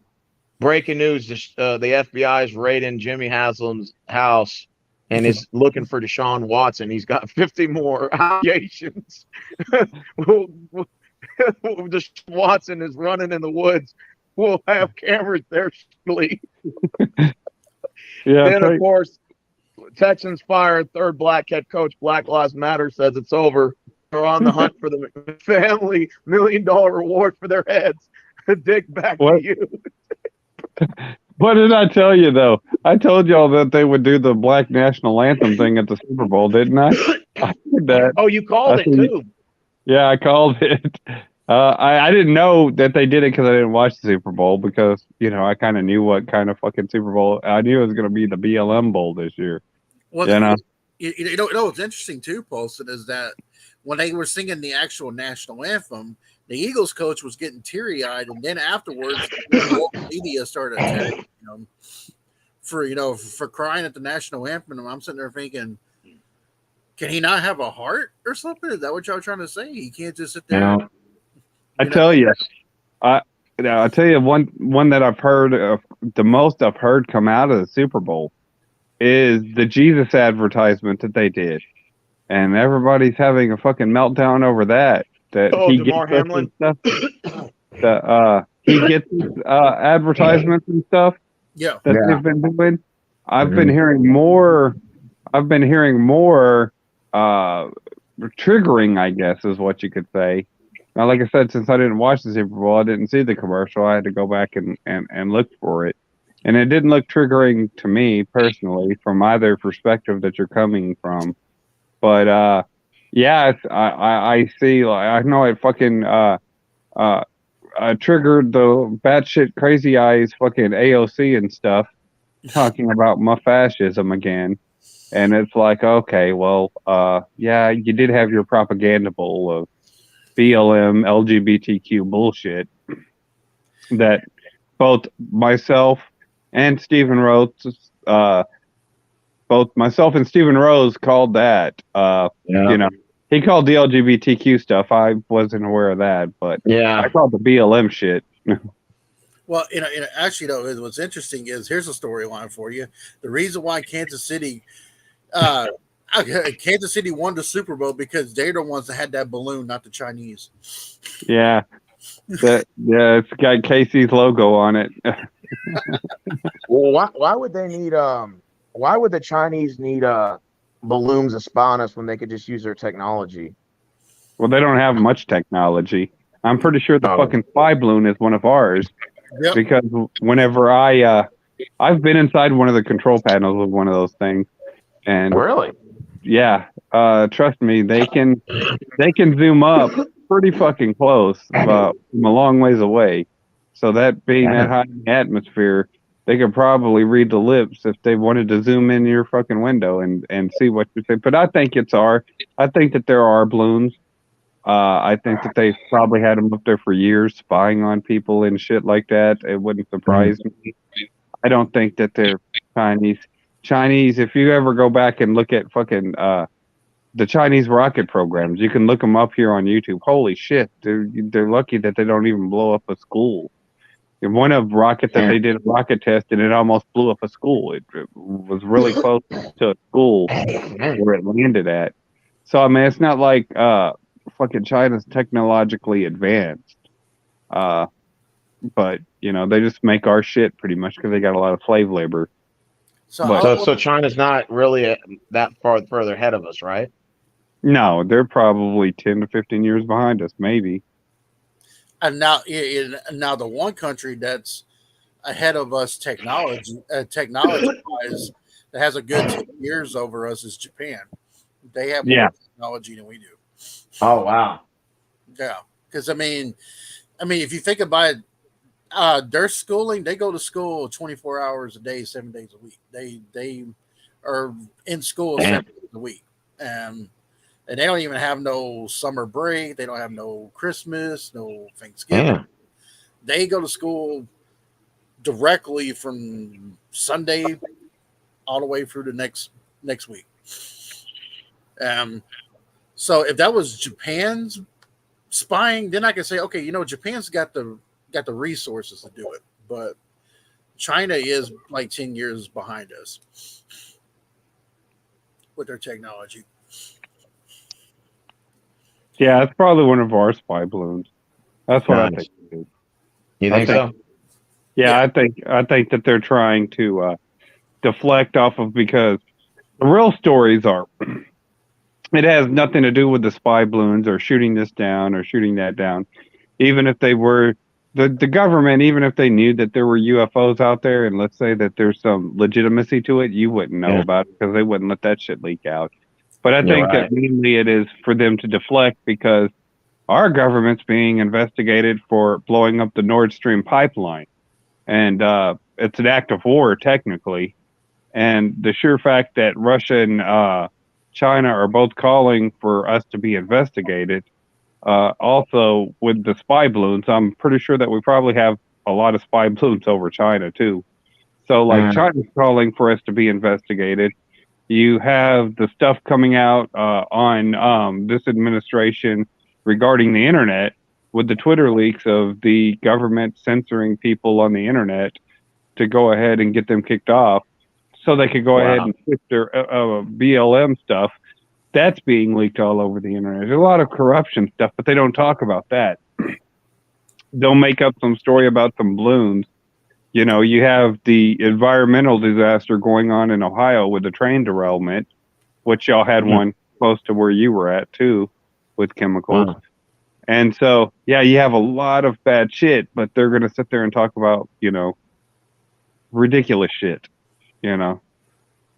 Here's a good NFL storyline.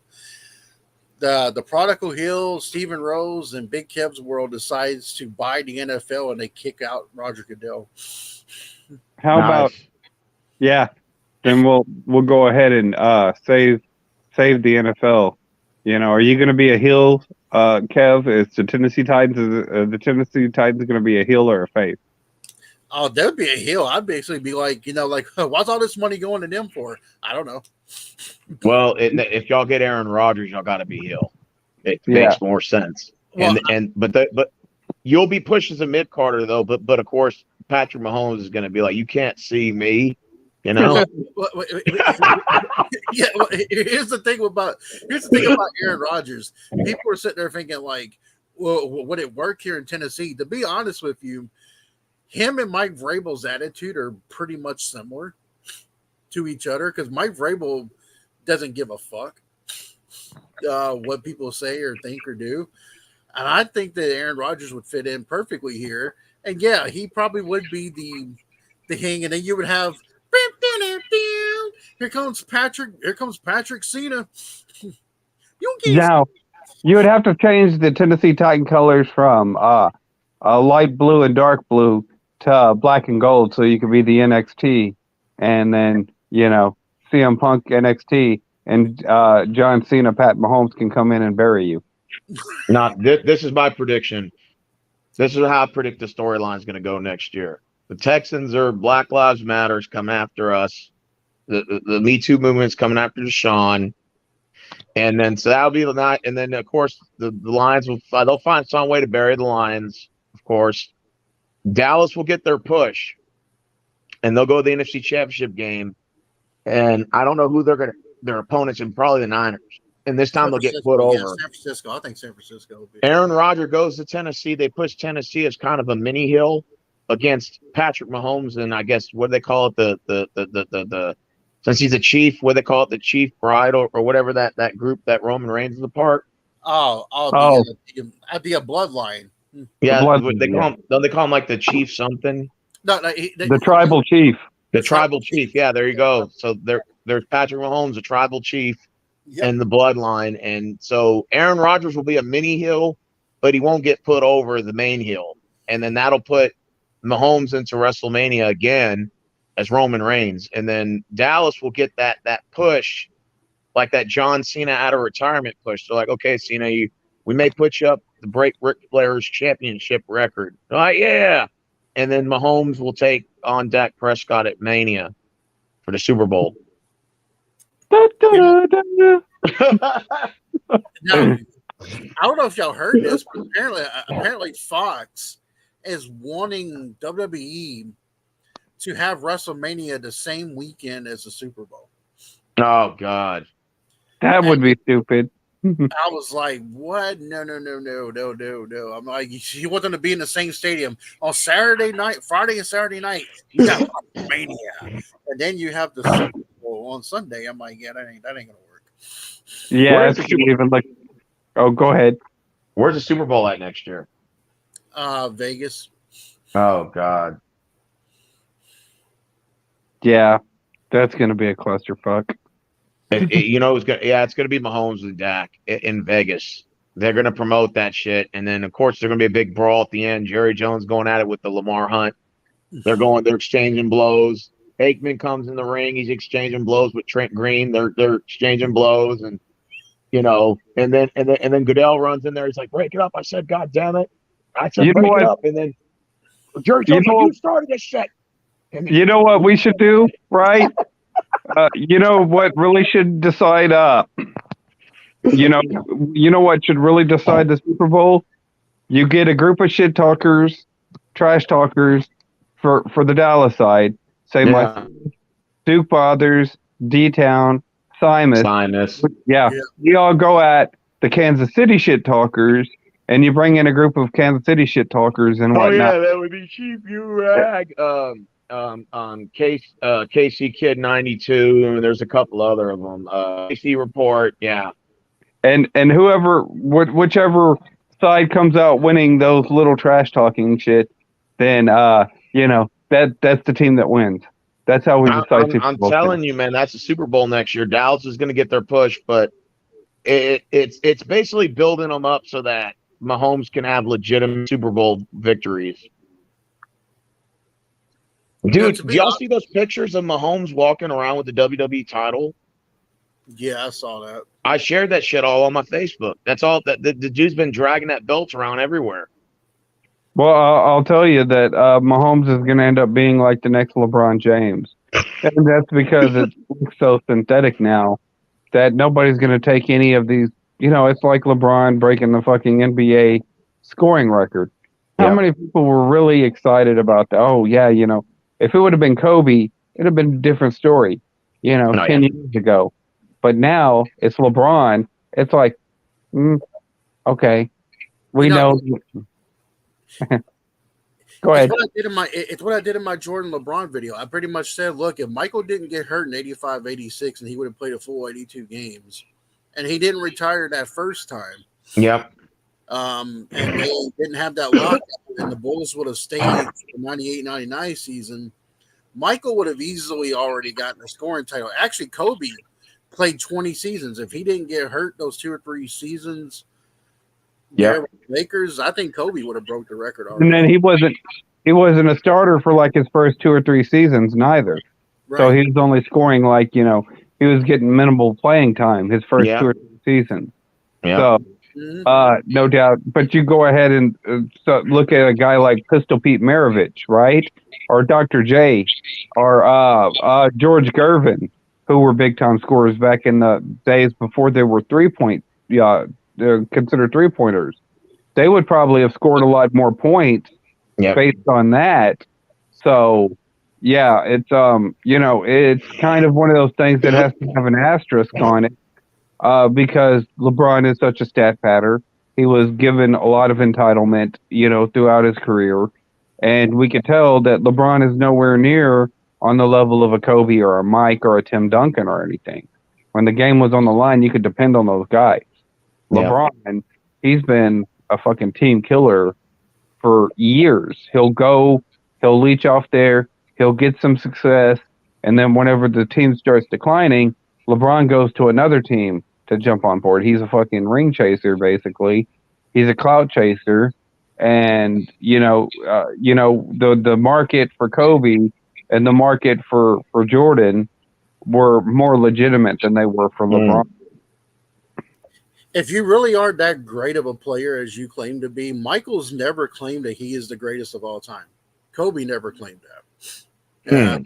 Because as Jordan said it best, it's like Jordan's like, how can I say I'm the greatest when I never faced Bill Russell, who's got 11 rings, or I never faced Wilt Chamberlain, or I never faced Jerry West? He's like, it's the same exact thing with this. It's like LeBron coming out twice saying that he's the greatest of all time.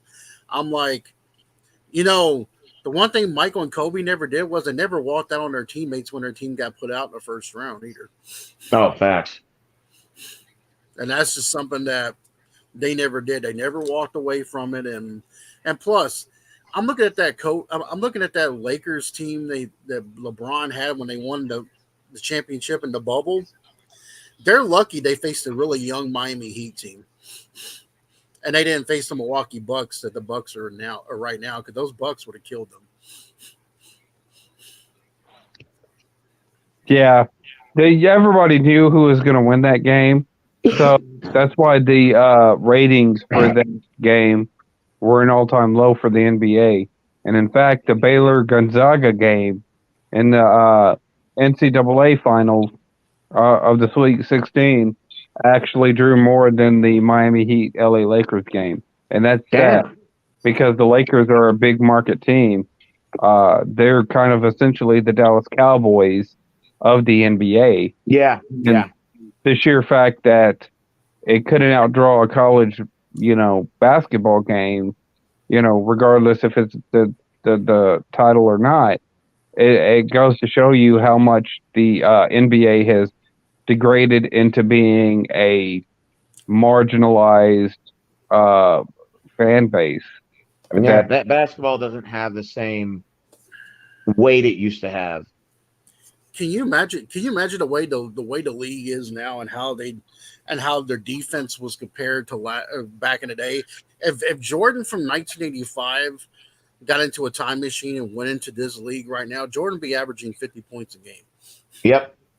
And there'd be no stopping him on and that's the thing too. When he joined the NBA, it was a big man's league. And because the Celtics were big, the Lakers were a big team. They were all about big players. I mean, it wasn't really about these really flashy high flyer guys, except for Dr. J. He was on his last leg when Jordan came in. So it's like it's one of those things where you can't really say that, because it's like in boxing. It'd be like someone's like, hey, could Muhammad Ali and Mike Tyson beat Floyd Mayweather, or could Mike Tyson beat Muhammad Ali? We won't know. But I do know this. I don't know if you guys ever heard this story, but it was the year that Jordan retired. Jordan played a pickup game that summer, and him and LeBron were on different teams. I didn't know that. Yeah. And the person who said they were there, they said Michael dropped 35 on them. Damn. So I'm thinking, like, you think just because LeBron is, I mean, honestly, LeBron is pretty much the modern day of, I would say he's the modern day Magic, but he's not that good as Magic either. So, well, this is the thing with LeBron, is that he's a jack of all trades, master of none. I mean, if you put him at point guard, Curry's going to beat him.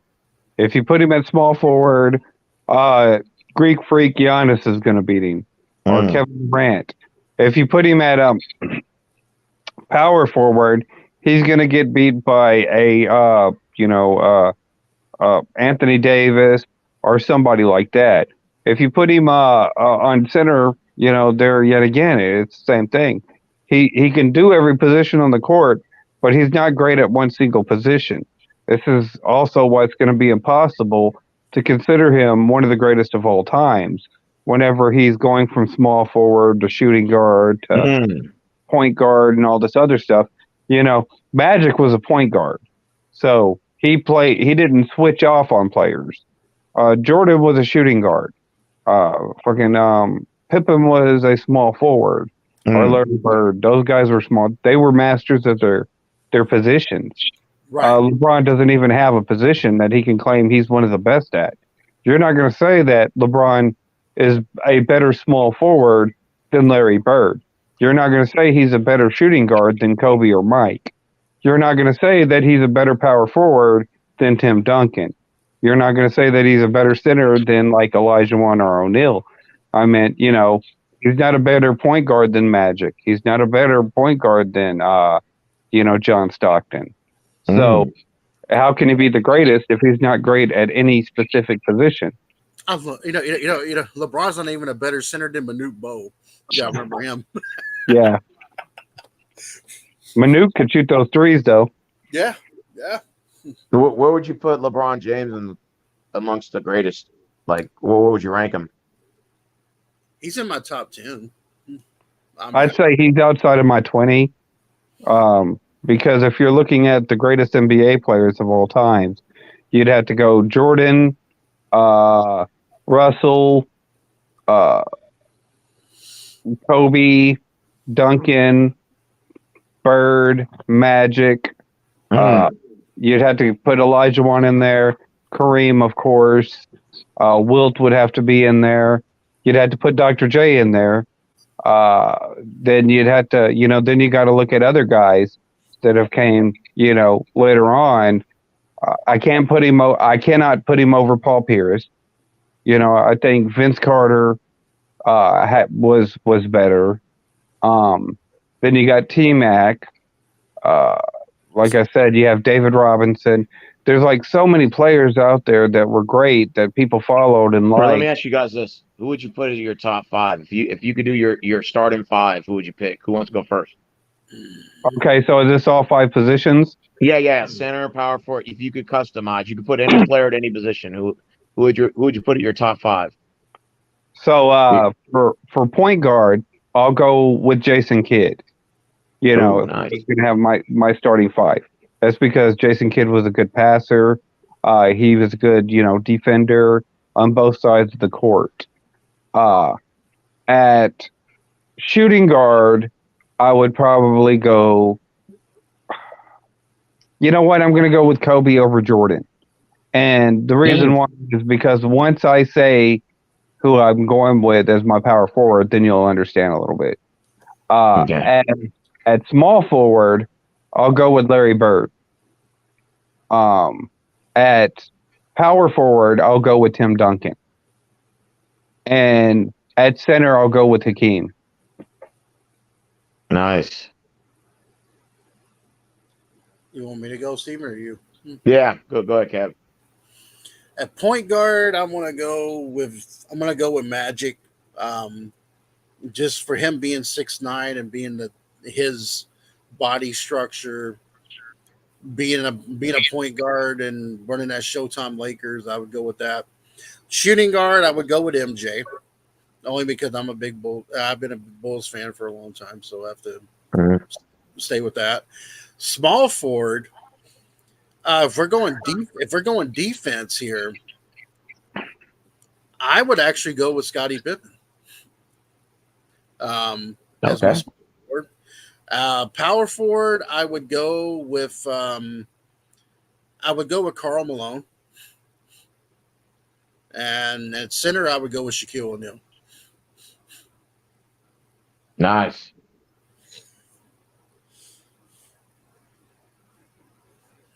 So what's your top I'll 5? go next. Yeah. No. I guess with center, I'm gonna go with at center. Well, let me think about this one real hard. Oh shit. All the teams out there. All right. At point guard at center, I'm gonna go with Shaq.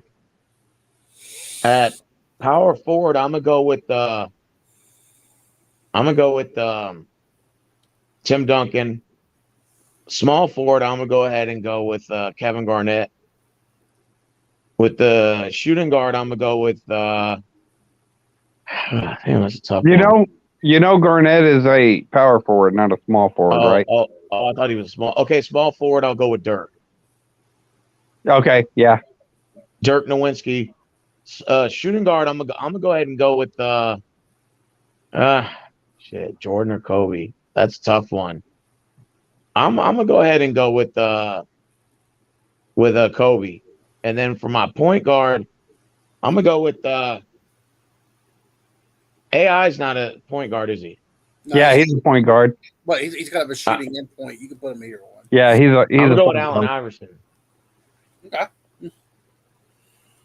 And no one that sucks. No one chose Isaiah Thomas. Yeah, I was thinking about Isaiah Thomas, but I like Kidd's defense a little bit better.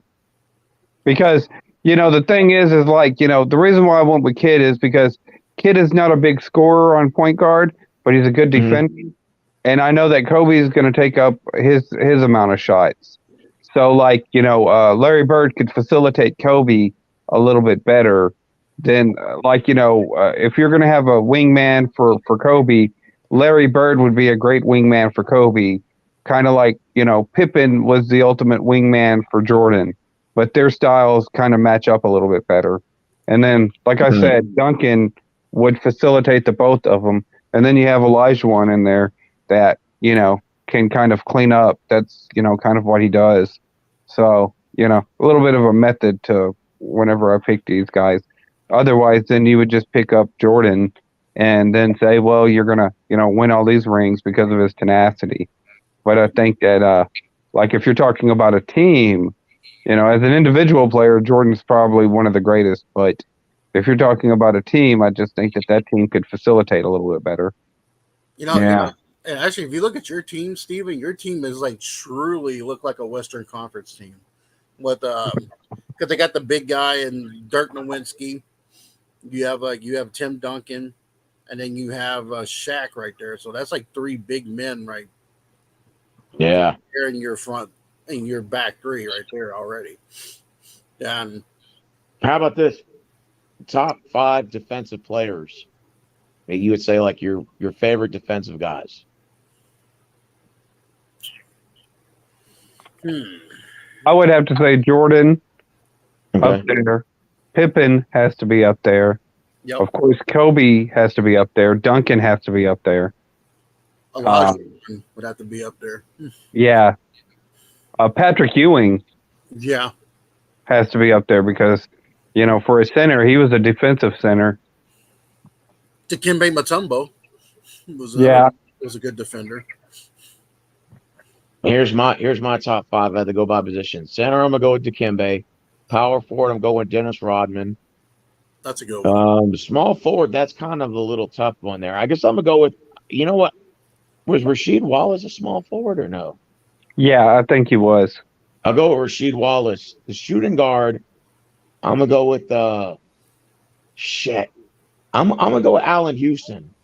And point guard, I'm gonna go with the glove Gary Payton. As shooting guard defender, I actually wouldn't mind going with this guy. I actually know he was a good defender, Joe Dumars. Oh, And then Gary Payton as a point guard, Scotty as small forward, Tim Duncan as a power forward, and I would probably go with Olajuwon or David Robinson as center. So that would be my defense team if I was to throw them out there. Lonzo Ball is a pretty good defender, too. how it is? Yeah. For a point guard. Let me ask you guys this: like, if you guys could put, and this is the last question I'll ask. I know I have to get dinner started soon, but if you could put one quarterback, past, present, on your team right now that you think could get you to the Super Bowl, who would you put as a quarterback? Oh shit. Any quarterback, right? Yeah, any.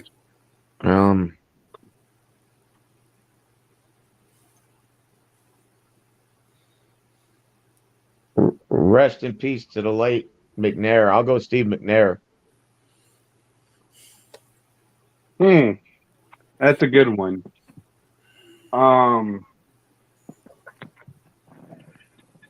A quarterback that could get me to the Super Bowl.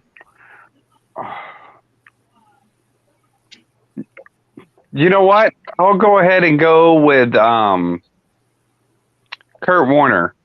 And the reason why is because, he did have Marshall Faulk, but I meant, that Greatest Show on Turf and the stuff that he did, then he went and did pretty much, similar things in Arizona, kind of resonated his career a little bit.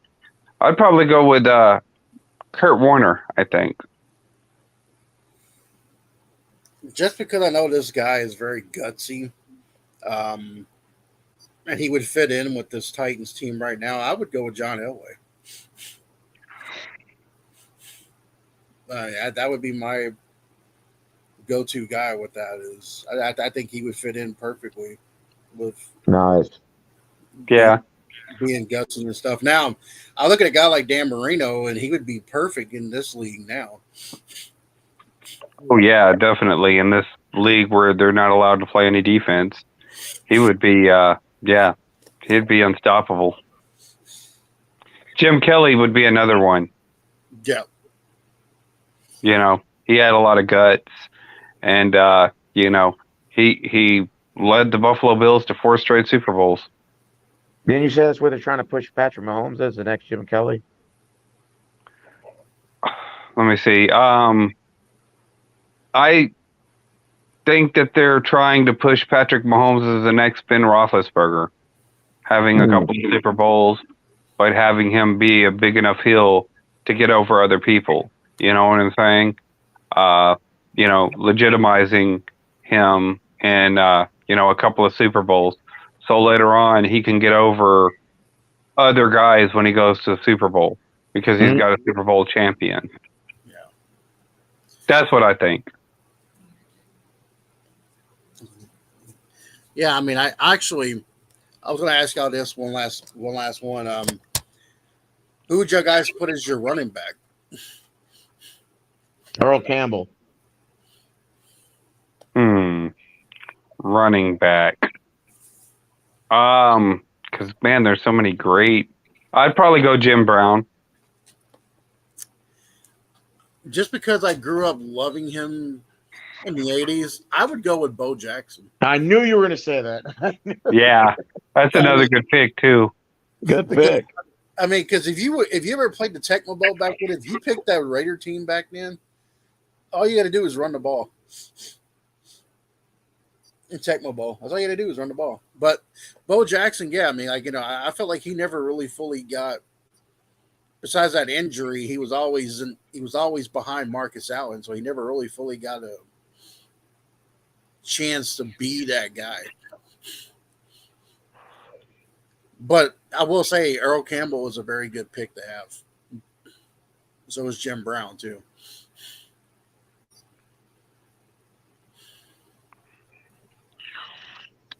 So we're going to do wide receivers dinner or what? What's that? I said, are we going to do wide receivers next? Yeah, wide receivers. Yeah, let's just do wide receivers. How many can we pick? Just one? We picked two. Okay. I'm going to say Jerry Rice, Randy Moss. Well, Stephen Rose took mine.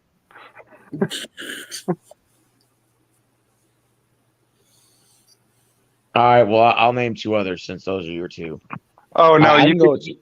Yeah, okay. You want me to go ahead and pick two of my own? I'll go with go and give me Calvin Johnson, and then I'll take you know what? I'll take Julio Jones. Oh. Give me T.O. Terrell Owens. And go ahead and get me.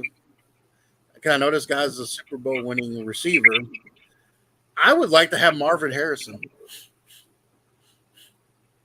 Hey, I'm changing Julio Jones to Bullet Bob Hayes. Nice. Now if we're choosing tight ends, I'll let you go first, Bolson, on this one. Tight ends. You know what? Go ahead and give me Tony Gonzalez. Mm-hmm. That's a good one. Damn, it is a good one. Let's see. I'm trying to think of all the tight ends. Holy shit. But that Tony Gonzalez was a good pick. I'm going to say Antonio Gates from the Chargers. I would just choose Shannon Sharp. Yeah, that's a good pick. Oh, shit. Did Shannon Sharp have a brother that played in the league? Yeah, Sterling Sharp. He played for the Packers for a while. What position he played? Receiver. Was he any good? Yeah. Yeah, he was, so he got hurt. Here you go. Here's a good one. And this is a good one to end a note on. Who would you have as head coach of your team? Oh, shit. I'll go Jimmy Johnson for me. Let's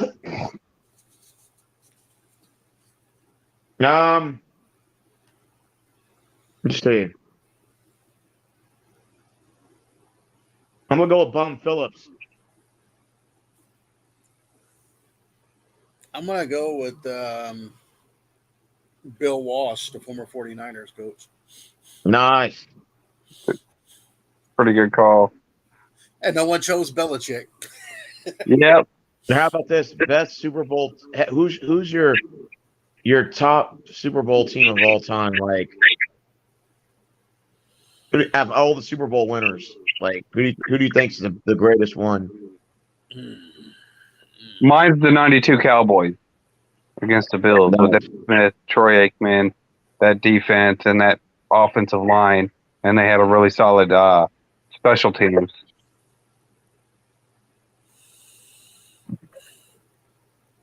Okay, I'm gonna go 85 Bears. I'm going to go with the 88-89 San Francisco 49ers team. I felt like they were – it's just how Joe Montana, the cool Joe.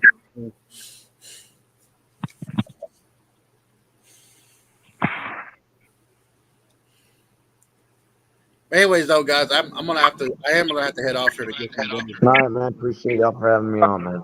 Yeah. All right, guys. Have a good one. All right.